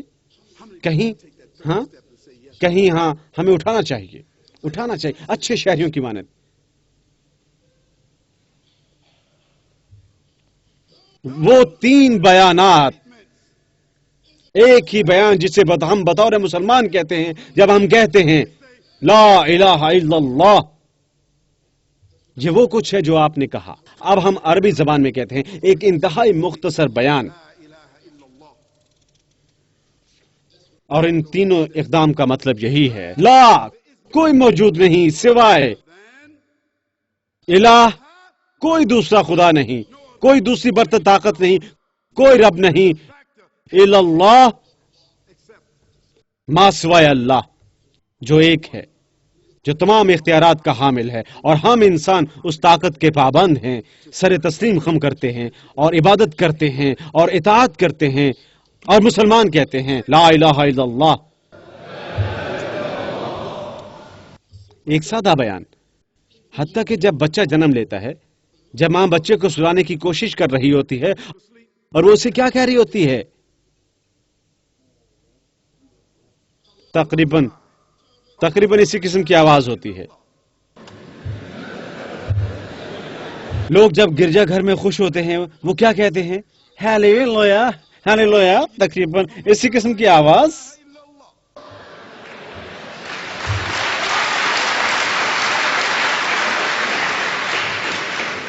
کتنے غیر مسلم آج شب یہاں موجود ہیں؟ مجھے ہاتھ دیکھنے دیں. یہاں پر کتنے غیر مسلم ہمارے ساتھ موجود ہیں؟ اپنے ہاتھ کھڑے کریں، شاید میرے پاس آپ کے لیے کچھ رقم موجود ہو.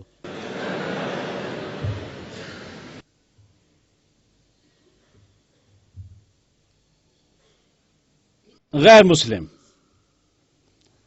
آپ کو یہاں یرغمالی نہیں بنایا جائے گا. کوئی آپ کو اس کام کا ذمہ دار نہیں ٹھہرائے گا جس کے ذمہ دار آپ بننا پسند نہیں کرتے. اس میں کوئی چالاکی نہیں. مجھے کسی کھوپڑی کے لیے ادائیگی نہیں کی گئی، اور میں ادائیگی نہیں کرتا کہ مجھے کوئی نہ دیکھے. ہمارے پیچھے تالاب موجود نہیں ہے جو کسی کو ڈبو دے.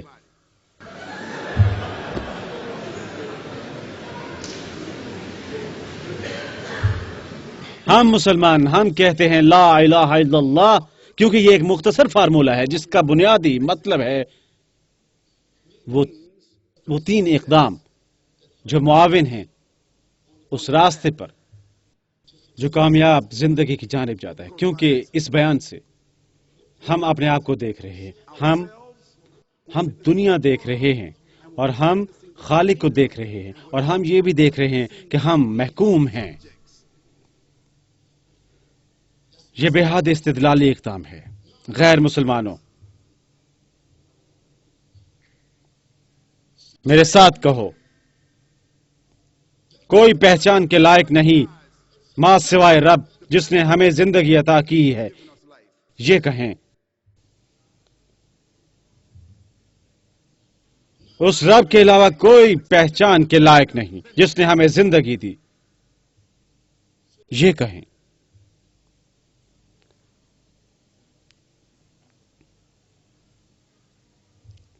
اور وہ رب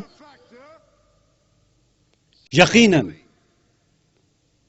اس نے ہمیں زمین پر قانون کے تحت رکھا ہے. کیا آپ کہہ سکتے ہیں؟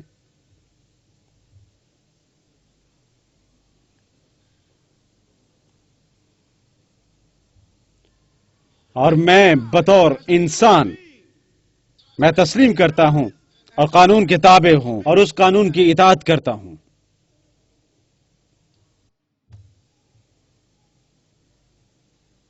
یہ اچھا ہے، کیونکہ اگر یہ محض آواز ہے ان کی جنہوں نے اپنے ہاتھ اوپر اٹھائے، وہ آواز کافی ہے. کیونکہ اگر آپ سب ٹیم ہیں، آپ کو بس کپتان کی ضرورت ہے.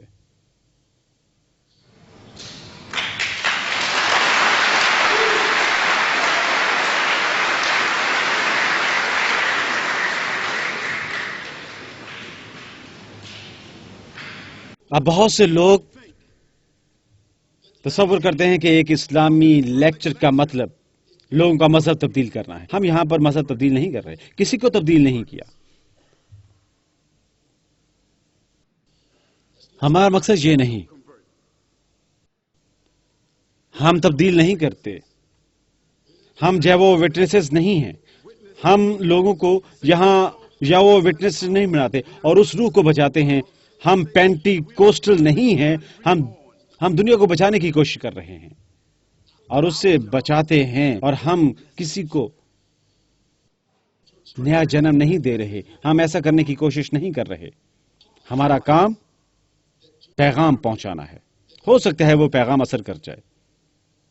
دلوں پر اس مقصد کو جنم دینا ہے. ہمارا کام معلومات فراہم کرنا ہے. ہمارا کام آپ کو مدعو کرنا ہے.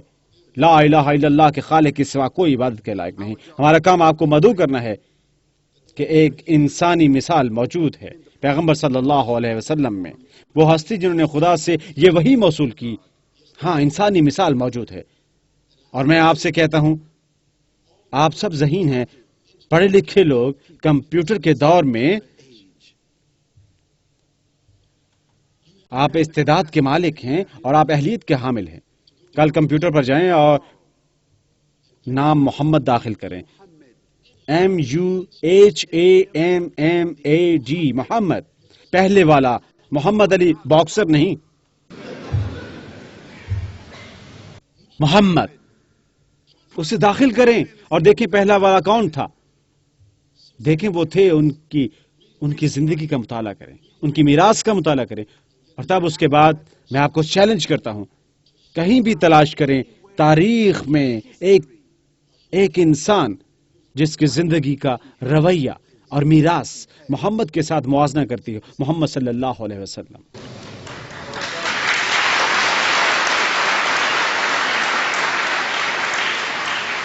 میں آپ کو چیلنج کرتا ہوں کہ اگر آپ کل کمپیوٹر پر جاتے ہیں اور آپ جس قدر معلومات ڈاؤن لوڈ کرتے ہیں، اگر یہ آپ کے والد ہیں، آپ کے دادا ونسٹن چرچل، آپ کے ہیرو کوئی بھی، یا آپ خود، کیا آپ تصور کرتے ہیں کہ وہ میراث کے حامل ہیں ان سے بڑھ کر؟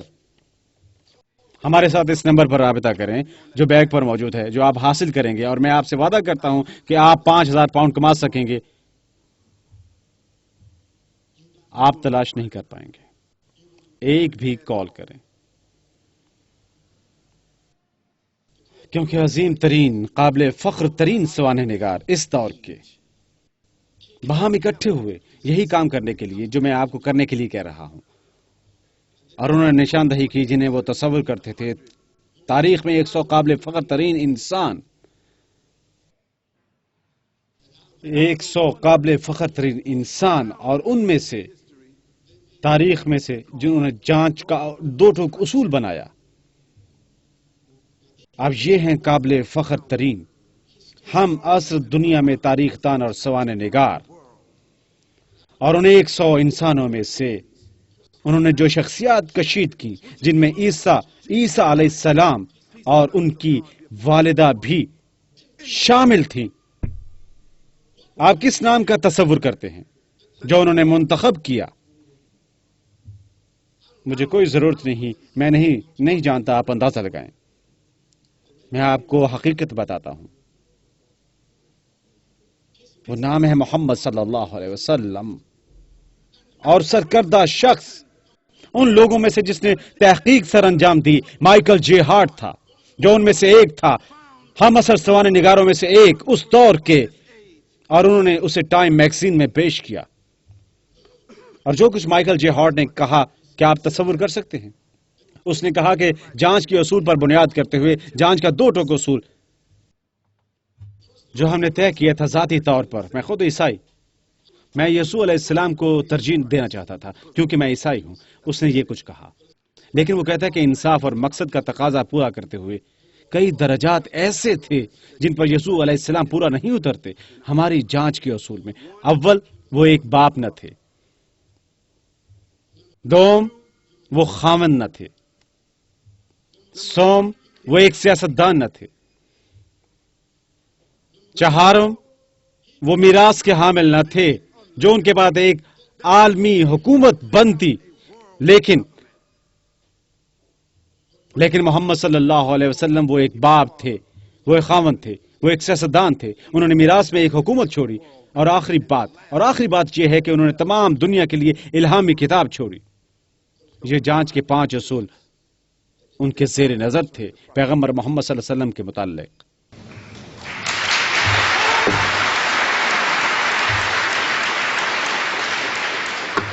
اور یہی وجہ ہے کہ ہم مسلمان ہم کسی ہچکچاہٹ کے بغیر کہتے ہیں محمد رسول اللہ. مسلمان کہتے ہیں، ہمیں یہ کہنے میں کوئی ہچکچاہٹ نہیں ہے. ہماری محبت کے ساتھ ہمارا احترام، ہمارا حوالہ عیسیٰ علیہ السلام کے لیے، یحییٰ علیہ السلام، سلیمان، داؤد، ابراہیم، موسیٰ علیہ السلام، قادر مطلق خدا کے تمام پیغمبران، جب ہم کہتے ہیں ہم ان کا احترام کرتے ہیں اور ان کو سب کو سامنے لاتے ہیں. محمد صلی اللہ علیہ وسلم کے، قادر مطلق خدا کے آخری پیغمبر اور رسول، اور تاریخ کی فہرست میں زیادہ تر پیغمبران انسان. مسلمان کہتے ہیں محمد رسول اللہ. لہذا غیر مسلموں، آپ کے لیے میرا بیان یہ ہے کہ آپ کو اس ہستی کو اسی طرح پہچاننا چاہیے جس طرح خود کو پہچانتے ہیں، جس طرح آپ اپنے باپ کو پہچانتے ہیں. Your battery is now fully charged.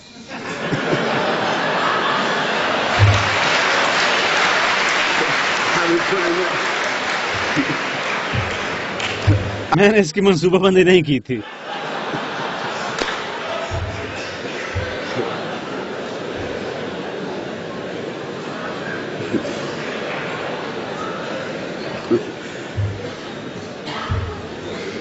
غیر مسلموں، میں آپ کو مشورہ دیتا ہوں کہ آپ اس ہستی کو پہچانیں جو محمد کہلاتی ہے، قادر مطلق خدا کے پیغمبر اور رسول، اور تاریخ کی فہرست میں قابل فخر ترین انسان. آپ کو اس ہستی کو جاننا ہے، خود کو اس ہستی کے ساتھ منسلک کرنا ہے. آپ انہیں نہیں چھوڑ سکتے، کھل کے ملیں. اگر آپ ان کے بارے میں پہلے نہیں جانتے تھے، اب آپ جان چکے ہیں. آپ گھر جائیں اور یہ کتاب حاصل کریں. اس پیکج کے اندر وہ موجود ہے، وہ اس پیکج کے اندر موجود ہے. آپ وہ پیکج وصول کریں. لہذا کم از کم ہم آپ سے نہیں کہتے کہ آپ کو تسلیم کرنا ہے. ہمیں یہ نہیں کہنا ہے کہ آپ کو کسی ایسی ہستی کو تسلیم نہیں کرنا جسے آپ جانتے نہ ہوں. آپ نے میرے الفاظ تسلیم نہیں کرنے. آپ کو یہ تسلیم نہیں کرنا ہے کہ 1.4 ارب لوگ دنیا بھر میں سیاہ و سفید، دراز قد، کوتاہ قد، مرد اور عورت، چینی، افریقن، جرمن، فرانسیسی، Italian, Australian, European, American, Canadian, آپ نے دنیا میں 1.4 ارب لوگوں کو تسلیم نہیں کرنا ہے. آپ نے دنیا میں ہر 5 میں سے ایک فرد کو تسلیم نہیں کرنا. وہ کہتے ہیں محمد صلی اللہ علیہ وسلم. لیکن میرا خیال ہے کہ آپ کو چاہیے، اور آپ خود کو مقروض ہیں، گھر جائیں، مطالعہ کریں، پڑتال کریں اور ہستی کی تصدیق کریں. آخر میں شکریہ ادا کرنا چاہتا ہوں، خطاب سننے کے لیے، اپنے بیان پر غور کرنے کے لیے شکریہ ادا کرنا چاہتا ہوں. میں غور و غوص کے لیے شکریہ ادا کرنا چاہتا ہوں، اسے دیکھنے کے لیے زندگی میں حقیقی کامیابی کیا ہے. اگر کل آپ یہاں موجود تھے، میں غور و غوص کے لیے شکریہ ادا کرنا چاہتا ہوں بیان پر کہ یقیناً خدا موجود ہے جو وجود پذیر ہے، جو آسمانوں اور زمین کا رب ہے. میں غور و غوص کے لیے آپ کا شکریہ ادا کرنا چاہتا ہوں کہ قادر مطلق خدا کی جانب سے ایک پیغام ہے، اور وہ پیغام ہے الہامی کتاب میں جو قرآن. میں آغاز بیان پر شکریہ ادا کرنا چاہتا ہوں. مجھے شبہ ہے آپ میں سے کوئی بھی کر سکتے ہیں شدت سے انکار. میں آپ کا شکریہ ادا کرنا چاہتا ہوں آپ کی توجہ اور صبر کے لیے. اور آخری ماحول کے بارے میں میری بحث، اور سب سے بڑھ کر میں غیر مسلموں کا شکریہ ادا کرنا چاہتا ہوں، ان کی شرکت اور ان کے اعتراف کے لیے کہ یقیناً ایک رب موجود ہے، اور وہ رب سب سے بڑھ کر طاقت اور قوت والا ہے. اور ہم بطور انسان ہماری ذمہ داری ہے کہ خود کو خوگر بنائیں، پہچان کریں، اطاعت کریں اور اس خالق کی عبادت کریں اس کے ساتھ ہی ہمارا کام مکمل ہوتا ہے۔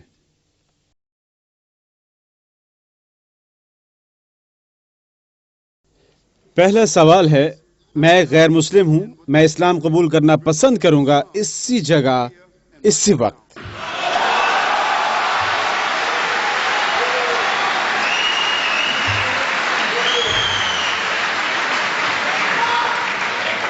مگر یہاں پر موجود ایک بہن پوچھتی ہیں، میں جاننا چاہتی ہوں مجھے کب اسکارف پہننے پر مواخذے کا سامنا کرنا ہوگا۔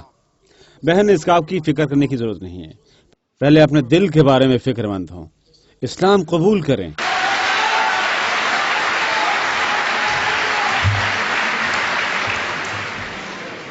ہم واپس آتے ہیں اس خاتون کی جانب چند لمحوں میں۔ یہ ایک بچہ پوچھتا ہے، صرف 6 سال کا، یہ جاننا چاہتا ہے جنت کیسی ہے۔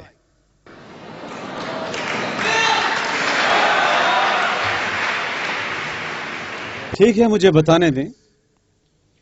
پیغمبر صلی اللہ علیہ وسلم نے فرمایا کہ جنت میں بچے موجود نہ ہوں گے۔ لیکن ایک منٹ ٹھہریے، اور اس کی وجہ ہے کہ تمام بچے، چاہے وہ فوت یا ہلاک ہوئے ہوں، چاہے فاقہ کشی سے یا بیماری سے، جنت میں قیامت کے روز کسی بچے کا مواخذہ نہیں کیا جائے گا، کیونکہ اسلام میں بچے معصوم تصور کیے جاتے ہیں۔ لہذا پیغمبر صلی اللہ علیہ وسلم نے فرمایا کہ جنت کے تمام مکین 33 برس کے ہوں گے اور کبھی بوڑھے نہ ہوں گے۔ لہذا اگر یہ 6 سال کا بچہ جاننا چاہتا ہے کہ جنت کیسی ہوگی، ہمارا خیال ہے کہ اگر اللہ تعالیٰ آپ کو پروان چڑھائے بطور مومن، آپ جنت میں ہوں گے۔ لیکن ایسی صورت میں کہ اگر آپ پروان نہیں چڑھتے اور آپ نہیں پہنچتے بڑھاپے کی عمر تک یا بلوغت تک، جب آپ جنت میں جائیں گے آپ بھی 33 برس کے ہوں گے۔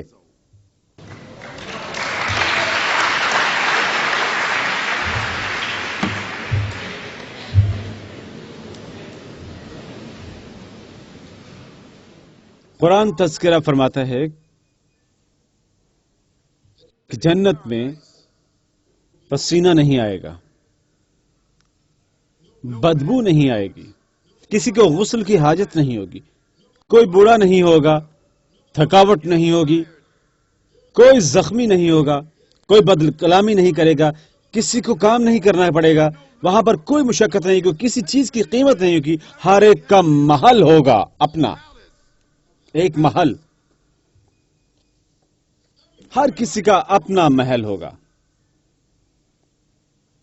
ایک محل جنت میں جو اس جگہ سے 10 گنا بڑا ہو سکتا ہے، ان میں سے ہر ایک کا محل ہوگا۔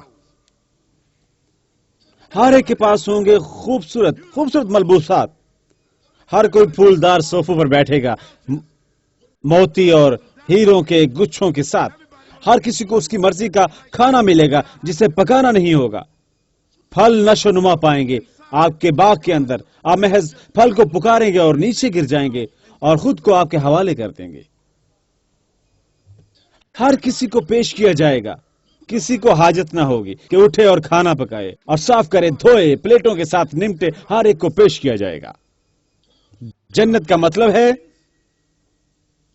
زندگی میں موجود ہر چیز جس کا آپ نے کبھی تصور کیا ہوگا، جس کی آپ نے تمنا کی ہوگی، آپ کو وہاں ملے گی، مگر انتہائی اعلیٰ درجے کی۔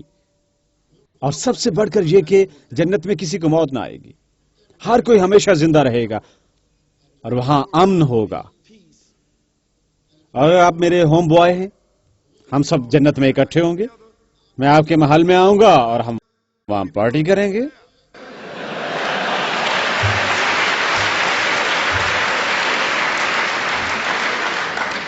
کیونکہ اس کے علاوہ جنت کیا ہو سکتی ہے کہ بہترین جو کچھ لوگ اس دنیا میں چاہتے ہیں، جس کے وہ مالک کبھی نہیں بن سکتے، جنت یہی کچھ ہے۔ کسی نے پوچھا السلام علیکم، وعلیکم السلام۔ 2 ماہ قبل میں اسلام سے روشناس ہوا اور میں نے پہلی مرتبہ خدا اور زندگی کے مقصد کے بارے میں سوچا۔ چند روز قبل مجھے یقین ہوا لیکن کبھی کبھی میں کچھ شبہات کا شکار ہو جاتا ہوں. آپ مجھے کیا مشورہ دیں گے؟ آپ بھی ہماری طرح ہیں. پیغمبر صلی اللہ علیہ وسلم نے فرمایا ایمان بڑھتا ہے اور گھٹتا ہے، کبھی زیادہ ہوتا ہے اور کبھی کم. ایک دن آپ کا ایمان مضبوط ہوتا ہے اور دوسرے دن آپ شبہات کا شکار. انسان ایسا ہی ہے. میں مشورہ دوں گا کہ قائم رہیں، قائم رہیں اس بیان پر، لا الہ الا اللہ، اس بیان پر محمد رسول اللہ، اس پر قائم رہیں، قائم رہیں اور ذہن میں رکھیں اور جانیں کہ قرآن حق ہے، اور یہ کہ پیغمبر صلی اللہ علیہ وسلم کی شہادت حق ہے، اور جہنم کی آگ حق ہے، اور جنت حق ہے، اور یہ کہ اسلام حق ہے. اور ذہن میں رکھیں کہ اللہ تعالی حق ہے، اس پر قائم رہیں، شبہات کی فکر نہ کریں. مزید پوچھتے ہیں برائے مہربانی آپ مجھے مسلمان ہونے کی خوبصورتی کے بارے میں کچھ بتا سکتے ہیں؟ اگر آپ پہلے ہی سے مسلمان ہیں یہ بہت خوبصورت ہے. اسلام پر قائم رہیں.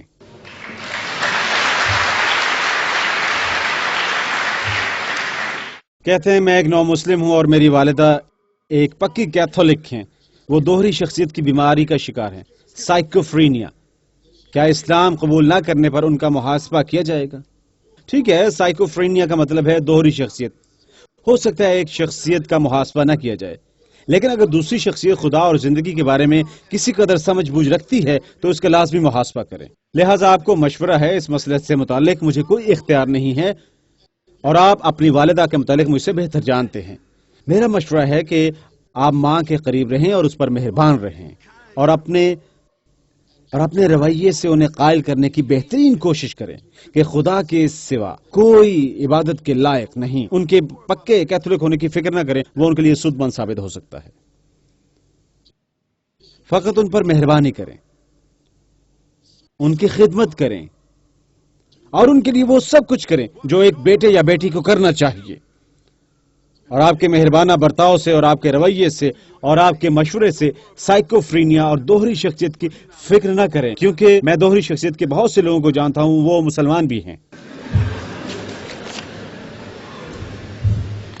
سوال: میں کچھ پریشان ہوں، الجھاؤ کا شکار ہوں کہ عیسیٰ علیہ السلام کا پیغمبرانہ مشن 2 برس کا تھا جبکہ محمد صلی اللہ علیہ وسلم کا 23 برس کا تھا. تو پھر دنیا میں عیسائی مسلمانوں سے زیادہ کیوں ہیں؟ اس کا حضرت عیسیٰ علیہ السلام کے مشن سے کوئی تعلق نہیں. عیسیٰ علیہ السلام کا مشن خدا کے حکم کتابیں تھا، عیسیٰ علیہ السلام کے حکم کتابیں نہیں. اور محمد صلی اللہ علیہ وسلم کا 23 سالہ مشن وہ بھی خدا کا حکم تھا، محمد صلی اللہ علیہ وسلم کا نہیں. اور صرف آپ کو سمجھانے کے لیے 1.3 بلین عیسائی دنیا میں موجود ہیں اور اتنی ہی تعداد میں مسلمان بھی ہیں. کچھ مسلمان اس سے زائد تعداد کا دعویٰ کر سکتے ہیں یا کچھ عیسائیوں کی زیادہ تعداد بتا سکتے ہیں، یہ اہم نہیں ہے. حقیقت یہ ہے کہ مسلمان اور عیسائی دنیا کی نصف آبادی عیسیٰ علیہ السلام کی پیروکار ہے اور اس میں سے نصف محمد صلی اللہ علیہ وسلم کے پیروکار ہیں. یعنی دنیا کی نصف آبادی تسلیم کر رہی ہے کہ قادر مطلق خدا کے سوا کوئی عبادت کے لائق نہیں.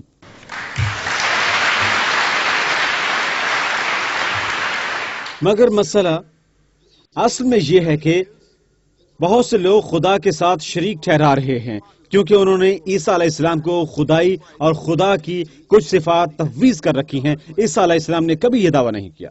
یہ مسئلہ ہے. لیکن ایک دوسرا موضوع ہے اور اس پر ہم بعد میں بات کریں گے. ایک اور سوال: کیا اسلام مانتا ہے ثقافتی افعال کو اسلام کے اصول اور قوانین ہیں؟ ہماری روزمرہ زندگی کو منظم کرنے کے لیے کیا یہ ثقافت کو تسلیم کرتا ہے؟ ہم جانتے ہیں کہ شریعت بات کرتی ہے قبائل کے بارے میں تاکہ ایک دوسرے کی شناخت ہو سکے. ٹھیک ہے، اس کا جواب ہے کہ ثقافت اصل میں نتیجہ ہے لوگوں کی تہذیب کا.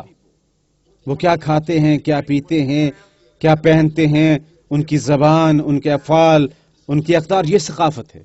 اور لوگوں کا ہر گروہ حامل ہے ایک امتیازی ثقافتوں کے مجموعے کا، لیکن وہ تمام انسان اور تمام ثقافتیں باہم ہوتی ہیں. اب اسلام کیا فرماتا ہے کہ کوئی ایسا کام جو کسی شخص کی ثقافت کا حصہ ہے، جو نہیں ہے متصادم، خدا کے حکم کے ساتھ اپنی ثقافت پر قائم رہیں، عمل پیرا رہیں۔ لیکن اگر آپ کی ثقافت میں کوئی ایسا کام موجود ہے جو قادر مطلق خدا کے حکم سے متصادم ہے، آپ اس کے ساتھ کیا کریں گے؟ آپ کو اپنی ثقافت کے اس حصے کو ممنوع قرار دینا ہوگا اور آپ کو قادر مطلق خدا کو ترجیح دینی ہوگی۔ یہ اسلام کا حسن ہے، اور یہی وجہ ہے کہ اگر آپ چین جاتے ہیں اور چین کے مسلمانوں سے ملتے ہیں، وہ چینی ثقافت کے حامل ہیں، لیکن چینی مسلمان۔ اگر آپ انہیں امریکہ میں پاتے ہیں مسلمان، آپ کا علم میں آتا ہے امریکہ میں مسلمان، وہ مسلمان ہیں لیکن وہ امریکی ثقافت شیئر کرتے ہیں، اور یہی کچھ آسٹریلیا میں بھی ہوتا ہے، اور یہی کچھ فرانس میں بھی ہوتا ہے، اور یہی کچھ مغربی افریقہ اور مشرقی افریقہ میں بھی ہوتا ہے، کیونکہ ثقافت انسانوں کے لیے فطری امر ہے۔ ہاں، انسانوں کے لیے فطری امر ہے، لیکن اسلام کی رہنمائی ثقافت سے بڑھ کر ہے۔ ثقافت اسلام کی رہنمائی سے بڑھ کر نہیں ہے، یہ مسئلہ ہے۔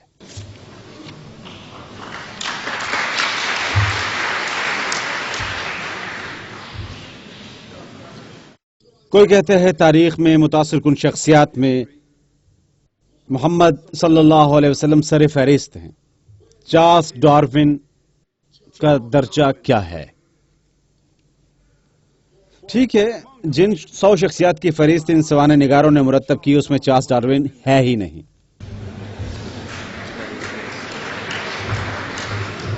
اگرچہ یقیناً کچھ دانشور، تعلیم یافتہ، مادہ پرست، دویت کے حامل لوگ یہاں دعویٰ کریں گے چارلس ڈارون تاریخ میں مقام رکھتا ہے، ایسا ہے۔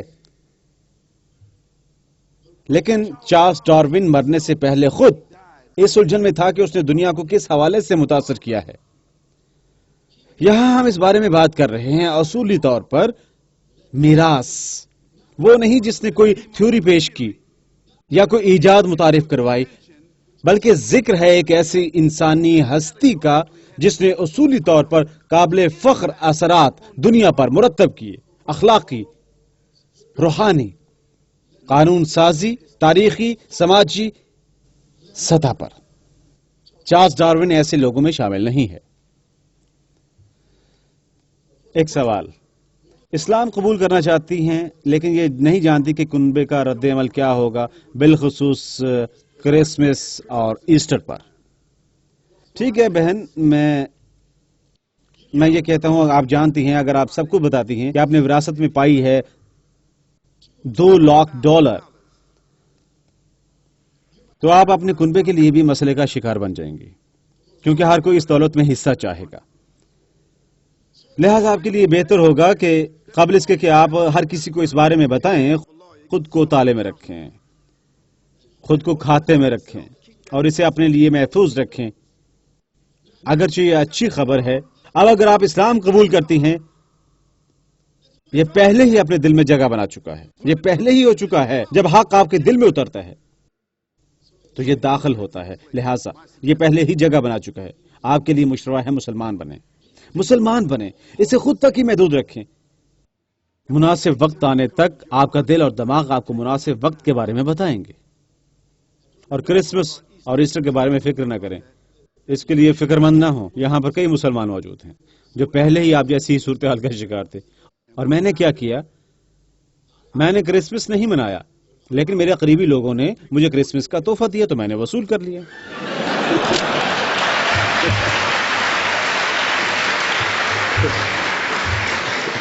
میں نے یہ نہیں کہا کرسمس مبارک، نیا سال مبارک، میں نے نہیں کہا۔ بہت شکریہ۔ ایک نو مسلم کہتا ہے، آپ کیوں سوچتے ہیں کہ یہ منطقی نہیں ہے؟ ذمہ دار بنیے اپنے افعال کے لیے، جس طرح عیسیٰ علیہ السلام نے دنیا کے گناہوں کے لیے موت کو گلے لگا لیا۔ ٹھیک ہے، سب سے پہلے پوری ایمانداری کے ساتھ، اگر عیسیٰ علیہ السلام نے تمام دنیا کے گناہوں کے لیے موت کو گلے لگایا، میرا مطلب ہے کتنے برس قبل؟ 2013 برس قبل۔ لہٰذا اگر عیسیٰ علیہ السلام نے دنیا کے لیے موت کو گلے لگایا، اب ایک اصول ہے، عیسیٰ علیہ السلام نے ایسا نہیں کہا، یہ کسی اور نے کہا تھا، لیکن اگر ہم کہتے ہیں یہ ایک اصول ہے، اب اگر عیسیٰ علیہ السلام نے تمام دنیا کے لیے موت کو گلے لگایا کہ کون سے گناہ ہیں؟ ہر کسی نے گناہ کیے، عیسیٰ علیہ السلام نے موت کو گلے لگایا اور ان کے لیے مزید مواخذہ نہیں ہے، یہ درست نہیں ہے۔ اب یہ دوسری بات ہے، یہ کیسے ممکن ہوا کہ عیسیٰ علیہ السلام نے تمام دنیا کے لوگوں کے لیے موت کو گلے لگایا اور وہی علامت ہر بچہ اسی گناہ کے ساتھ جنم لیتا ہے؟ مجھے بتائیں، مجھے وضاحت مت پیش کریں۔ یہ عیسیٰ علیہ السلام کے لیے دوگنا خطرہ ہو سکتا ہے، اور ایک نوزائیدہ بچہ وہ بھی دوگنا خطرے میں ہے۔ یہ بات عقل میں نہیں سماتی، اور یہ الہامی کتاب پر بنیاد نہیں کرتی، وہ ایک اور نظریے پر بنیاد کرتی ہے اور اصولوں کے ایک اور مجموعے پر۔ ان لوگوں کے ایک گروہ نے متعارف کروایا۔ اس وقت یہاں پر اس بحث کی ضرورت نہیں ہے، کیونکہ ہماری گفتگو اس بارے میں نہیں ہے۔ پولو نظریہ یا کونسل آف نسائی یا کونسل آف ایفیسس یا کوئی دوسرا نظریہ، یہ ہماری بحث کا حصہ نہیں ہے۔ یہاں مسئلہ یہ ہے کہ وہ عیسیٰ علیہ السلام کی الہامی کتب پر بنیاد نہیں کرتا، اور یہ کسی بھی پیغمبر کی الہامی کتاب کے ساتھ مطابقت نہیں رکھتے، لہٰذا ہم اسے تسلیم نہیں کرتے۔ مریم علیہ السلام کے بارے میں قرآن کیا فرماتا ہے؟ مریم علیہ السلام عیسیٰ علیہ السلام کی والدہ ماجدہ۔ ٹھیک ہے، قرآن مریم کے بارے میں کیا فرماتا ہے؟ یہ مریم کے بارے میں کیا فرماتا ہے؟ یہ قرآن کی 19ویں سورہ مبارکہ ہے، اور یہ 98 آیات پر مشتمل ہے۔ یہ وہ کچھ ہے جو قرآن مریم کے بارے میں فرماتا ہے۔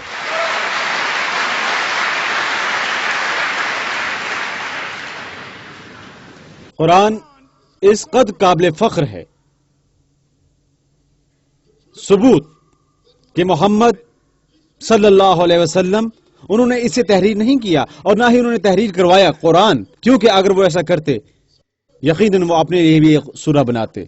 وہاں پر ایک سورت محمد ہونی چاہیے، ان کی والدہ ماجدہ کے نام پر بھی ایک سورت ہونی چاہیے، ان کی والدہ کا نام آمنہ ہے، ان کے والدہ ماجدہ کے لیے ایک سورت ہونی چاہیے، لیکن ایسی کوئی سورت موجود نہیں ہے پیغمبر محمد صلی اللہ علیہ وسلم کے نام کے ہمراہ، اور نہ ہی کوئی سورت موجود ہے ان کی آمنہ کے نام کی، لیکن ایک سورت موجود ہے عیسیٰ علیہ السلام کی والدہ مریم کے نام کے ساتھ۔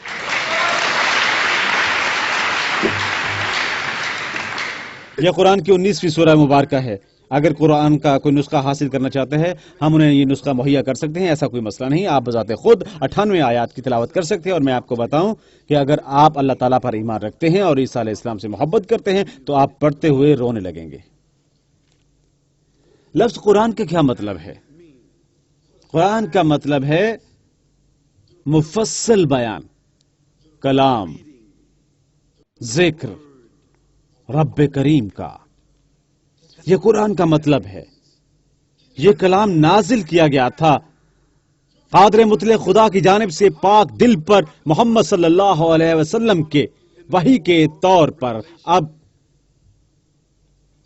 یہ ہمارے لیے محفوظ ہے، ایک الہامی کتاب قانون سازی کی تمام امور واضح کرتے ہوئے، اور ہماری زندگی کے لیے تفصیل۔ قرآن یہ مفصل بیان ہے، اور جب ہم اسے تفصیل سے بیان کرتے ہیں، جب ہم اس کی تلاوت کرتے ہیں، یہ ایک مفصل بیان بھی ہے۔ اور آئیے آپ کو سنواتا ہوں تھوڑا سا، آپ صرف اس کی سماعت کریں۔ اعوذ باللہ من الشیطان الرجیم، بسم اللہ الرحمن الرحیم۔ ان للمتقین مفازا حدائق واعنابا وكواعب اترابا وكأسا دحاقا لا يسمعون فيها لغوا ولا كذابا جزاء من ربك عطاء حسابا رب السماوات والأرض وما بينهما الرحمن لا يملكون منه خطابا۔ یہ قرآن ہے، مفصل بیان ہے۔ قرآن ایک مفصل بیان ہے، قرآن ایک دوا ہے، قرآن شفا یابی ہے، قرآن کلام ہے اور الہامی کتاب قادر مطلق خدا کی جانب سے جو اس کے پیغمبر پر نازل ہوئی 1434 برس قبل 6666 آیات محفوظ بنا لی گئیں اور زبانی یاد کی گئیں۔ آج کی دنیا میں لاکھوں کروڑوں مسلمانوں میں سے ہر ایک انسان کو اسے تلاوت کرنے کی ضرورت ہے اور ایک تعلق استوار کرنے کی. یہ آپ کے لیے ایک دروازہ کھولیں گے جسے آپ نے پہلے کبھی نہ دیکھا ہوگا.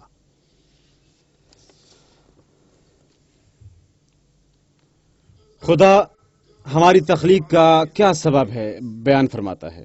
وہ فرماتا ہے هو الذي خلق الموت والحياة ليبلوكم أيكم أحسن عملا. یہ وہ ہے قادر مطلق اللہ جس نے ہمیں تخلیق فرمایا، جس نے تخلیق فرمائی موت اور حیات، یہ دیکھنے کے لیے ہم میں سے کون اپنے اطوار میں بہترین ہے. وہ یہ کچھ فرماتا ہے. انسان کی تخلیق کا مقصد یہ ہے کہ لوگوں کے اعمال کو جانچا جائے، لہذا اس نے ہمیں موقع عطا فرمایا ہے اس دوڑ میں بہترین کے لیے جد و جہد کریں. اس نے پوچھا کہ کیا آپ ایک جملے میں بتا سکتے ہیں کہ زندگی میں حقیقی کامیابی کیا ہے؟ زندگی میں حقیقی کامیابی خالق کی پہچان ہے.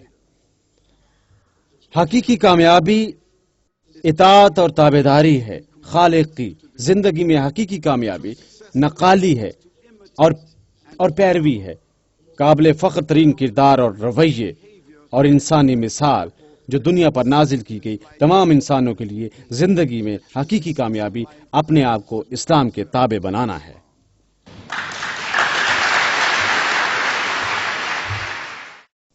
یہاں پر آخری سوال جو میرے پاس ہے، کیا قرآن معجزات کا حامل ہے؟ یقیناً میں بتا سکتا ہوں 15 یا 20، لیکن یہ ضروری نہیں ہے. میں آپ سے کہتا ہوں کہ یہ کتاب نازل فرمائی گئی تھی ایک امی پیغمبر پر. اس کا مطلب ہے ناخواندہ پیغمبر 1434 برس قبل. یہ وہی ہے. اسے حفظ کیا گیا 23 برس کے دوران نازل ہوئی.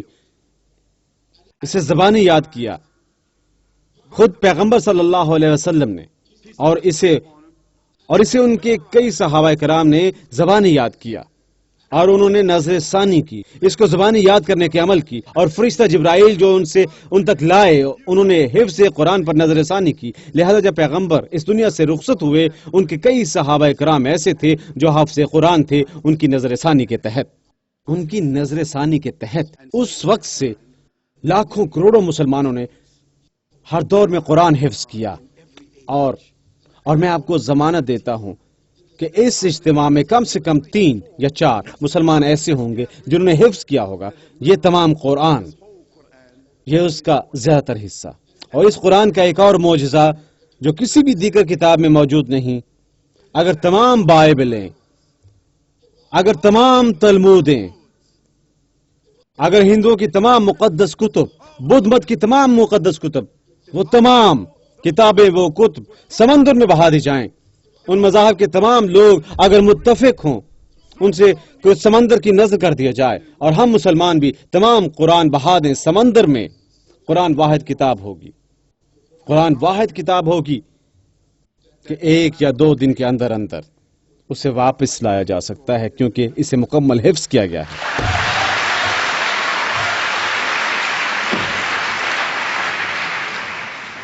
کوئی دوسرا یہ کہہ سکتا ہے؟ کیونکہ کوئی بھی حقیقتاً تکمیل پر اتفاق نہیں کرتا، یا بائبل یا کوئی اور کتاب کیا ہے. قرآن بذات خود معجزہ ہے، اگرچہ وہ بھی معجزات قرآنی ہیں جو رسول اللہ صلی اللہ علیہ وسلم کے معجزات ہیں. قرآن کا اصل معجزہ قرآن خود ہے. بھائی اور بہنوں اور حق کے متلاشیوں، ہمارے قابل عزت معزز مہمانوں، ہم آپ کے اس قدر شوق اور شفقت کی قدر کرتے ہیں. وہ نوجوان خاتون جس نے کہا اسلام قبول کرنے کا، اگر آپ اسی وقت اسلام قبول کرنا چاہتی ہیں آپ آگے تشریف لا سکتی ہیں. کون ہے وہ نوجوان خاتون؟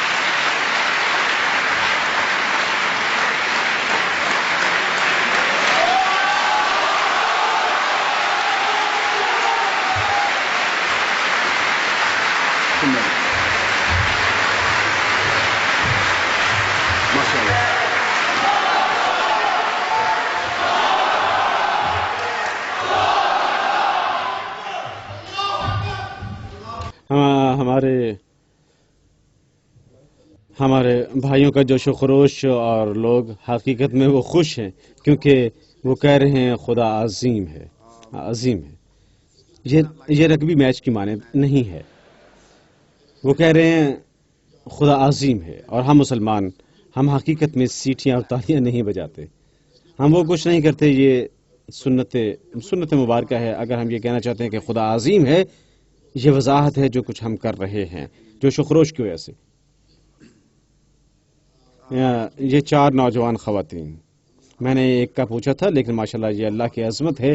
ہم یہ بھی پوچھنا چاہتے ہیں کہ کیا کوئی اور غیر مسلم سامنے آنا چاہتا ہے یہ یہاں پر، یا محض اپنا ہاتھ اوپر اٹھانا اور اعتراف کرنا ان نوجوان خواتین کے ہمراہ؟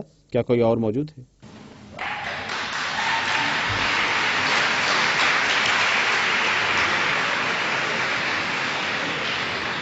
اگر ایسا ہے نیچے آ جائیں، یا اگر کوئی جو شرماتا ہے، جو کسی قدر شرمیلا ہے،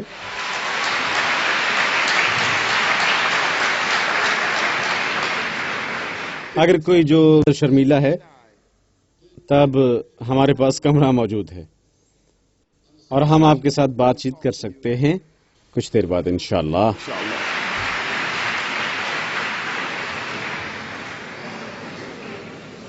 میں نے اسلام قبول کرتے ہوئے دیکھا ہے تقریباً 7,000 لوگوں کو۔ میں نے بذات خود اسلام قبول کیا ہے۔ میں آپ کو بتانا چاہوں گا کہ 65 یا 70% خواتین تھیں۔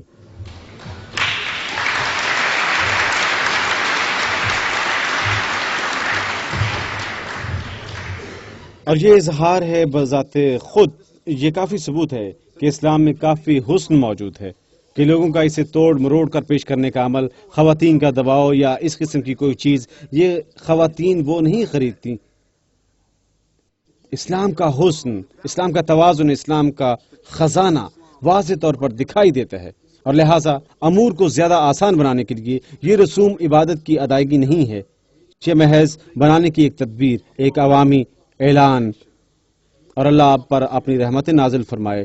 آپ خواتین بہت زیادہ جرت کی مالک ہیں، یہاں تشریف لائیں اور تبدیلی کا آغاز کریں اور لین دین میں داخل ہوں کہ یہ کیا ہے۔ آپ ایک تبدیلی سے ہمکنار ہیں، لیکن آپ خالق کے ساتھ لین دین کر رہی ہیں، نہ کہ میرے ساتھ۔ آپ دہرائیں میرے ساتھ ان الفاظ کو جو بہت سادہ ہیں۔ میں ترجمہ کرنے لگا ہوں تاکہ آپ کو یقین ہو کہ جو کچھ میں نے کہا آپ نے سمجھ لیا ہے۔ کہیں اعوذ باللہ من شیطان الرجیم، بسم اللہ الرحمن الرحیم، لا الہ الا اللہ محمد رسول اللہ، اشہد ان لا الہ الا اللہ وحدہ لا شریک لہ، واشہد ان محمدا عبدہ ورسولہ صلی اللہ علیہ وسلم، آمین۔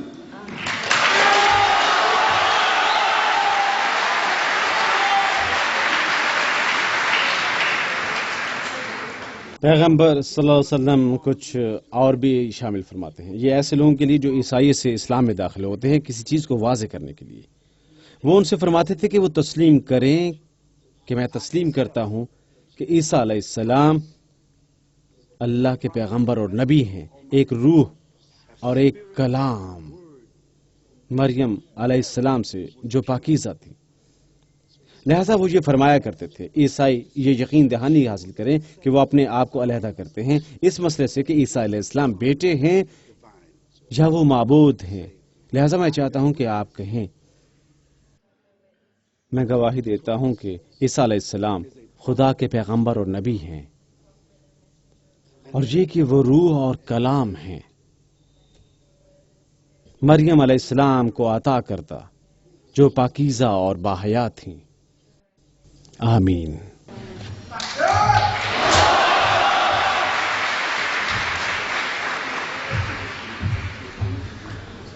couple more words here.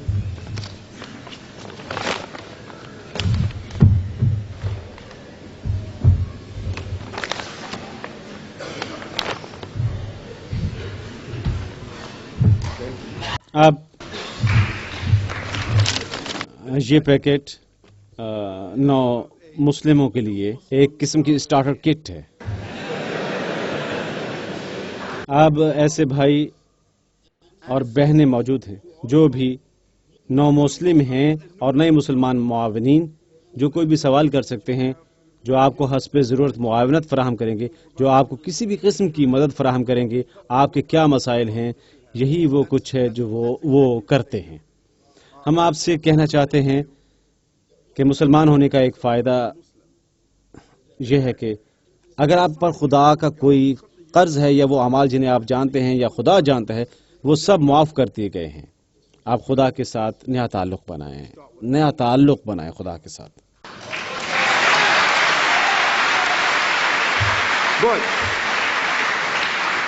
اگر آپ نے کسی سے کوئی قرض لے رکھا ہے، آپ کو اب بھی اس کی ادائیگی کرنی ہے. خدا قرض معاف نہیں کرتا جو آپ نے لوگوں سے لیا ہوتا ہے. اس پر غور کریں. لہٰذا ہم چاہتے ہیں کہ آپ سنجیدگی اختیار کریں. لہٰذا ہم چاہتے ہیں کہ آپ سنجیدہ ہوں مکمل اسلام کے متعلق. یہ ہرگز مت سوچیں کہ آپ راتوں رات تمام قوانین کی پیروی کا آغاز کر دیں گے. اس طرح نہیں ہوتا. لیکن اخلاص کا مظاہرہ کریں، خدا کے ساتھ پرخلوص رہیں، سیکھنے کا آغاز کریں، پڑھنے کا آغاز کریں، اپنی زندگی تبدیل کریں، ذہانت استعمال کریں. یہ تشخیص کرنے کے لیے خواہ آپ کا کنبہ، آپ کے ساتھی، ہمسائے، آپ کے دوست، آپ ان کے ساتھ کیسے نمٹیں گے، اسے ذہن میں رکھیں. ہم میں سے ہزاروں لوگ اس چیلنج کا سامنا کر رہے ہیں اور آپ مسجد میں تشریف لاتے ہیں. اللہ آپ پر سب پر اپنی رحمت نازل فرمائے.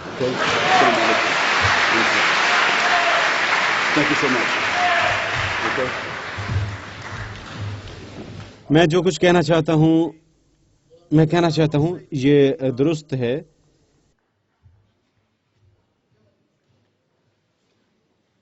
میں نے یہ کہا قرآن میں سورت مبارکہ نہیں ہے بنام محمد. ایک سورت موجود ہے جس کا نام محمد ہے، لیکن محمد نے بذات خود اسے اپنا نام نہیں دیا. میرے کہنے کا یہی مطلب تھا. شکریہ. الحمدللہ. اور یہ سورہ نمبر 47 ہے. میرے کہنے کا مطلب تھا کہ محمد نے نہیں دیا یہ نام سورہ مبارکہ کو بذات خود. شکریہ. میں جو کچھ کہنا چاہتا ہوں ان بہنوں کے لیے جو ابھی بھی مسلمان ہوئی ہیں، وہ لوگ جو انہیں یہاں لائے، جنہوں نے انہیں نصیحت کی، جنہوں نے انہیں مشورہ دیا، جنہوں نے ان کی حوصلہ افزائی کی، آپ براہ راست ان کے ذمہ دار ہیں. آپ انہیں تنہا نہیں چھوڑ سکتے کہ وہ اپنے امور بذات خود طے کریں. آپ کو ان کی ضرورت کے مطابق انہیں اپنی مدد فراہم کرنی ہوگی. خواہ کسی بھی قسم کی مدد کیوں نہ ہو، آپ اس کے ذمہ دار ہیں. اگر نوجوان خواتین اگر وہ کسی نہ کسی طرح مسلم مردوں سے وابستہ ہیں، آپ مسلمان مرد ان تعلقات کو بہتر بنائیں. آپ نے انہیں بنانا ہے بہتر. اگر یہ نوجوان خواتین بہنوں کے ساتھ وابستہ ہیں، دیگر مسلمان بہنوں کے ساتھ جنہوں نے مشورہ دیا اور حوصلہ افزائی کی، ان مسلمان بہنوں نے ان کے شانہ بشانہ کھڑا ہونا ہے اور ان کی مدد کرنی ہے اور ان کے کام میں مدد کرنی ہے. جو کچھ بھی ہو، ان مسلمان بہنوں کو ان کی سرپرست نہیں بننا چاہیے. وہ ان کی سرپرست نہیں ہو سکتی. وہ ان کی حوصلہ افزائی کر سکتی ہیں، ان کے قریب ہو سکتی ہیں، دوست بن سکتی ہیں، لیکن ان کو مستحکم بنانے کی کوشش کرنا چاہیے کسی قسم کی سرپرستی کے تحت. لہٰذا کوئی ان مسائل پر کام کر سکے جن کا وہ شکار ہیں، کیونکہ کوئی بھی تبدیلی جو ہم اپنی زندگیوں میں لاتے ہیں، کوئی بڑی تبدیلی ہمیشہ ملوث رکھتی ہے کسی قسم کا چیلنج. ہم آج یہیں اجلاس ختم کرتے ہیں، شکریہ ادا کرتے ہوئے آپ کے صبر کے لیے، برداشت کے لیے، اور وہ جو اختلاف رکھتے ہیں. یہ جو کچھ بھی ہے، اگر میں نے کوئی اچھی بات کہی یہ من جانب خدا ہے، اور اگر میں نے اس کے علاوہ کوئی بات کہی وہ میری جانب سے ہے. اگر کوئی ایسا غیر مسلم ہے جو میرے ساتھ بیٹھنا پسند کرے گا، چند لمحوں کے بعد آپ اس جانب آ جائیں. بھائی مطلوبہ مقام تک آپ کی رہنمائی کریں گے، لہٰذا ہم چند لمحوں تک اکٹھے بیٹھ سکتے ہیں. مہارے کا شکریہ ادا کرنا چاہتا ہوں. سبحان اللہ. السلام علیکم ورحمۃ اللہ وبرکاتہ.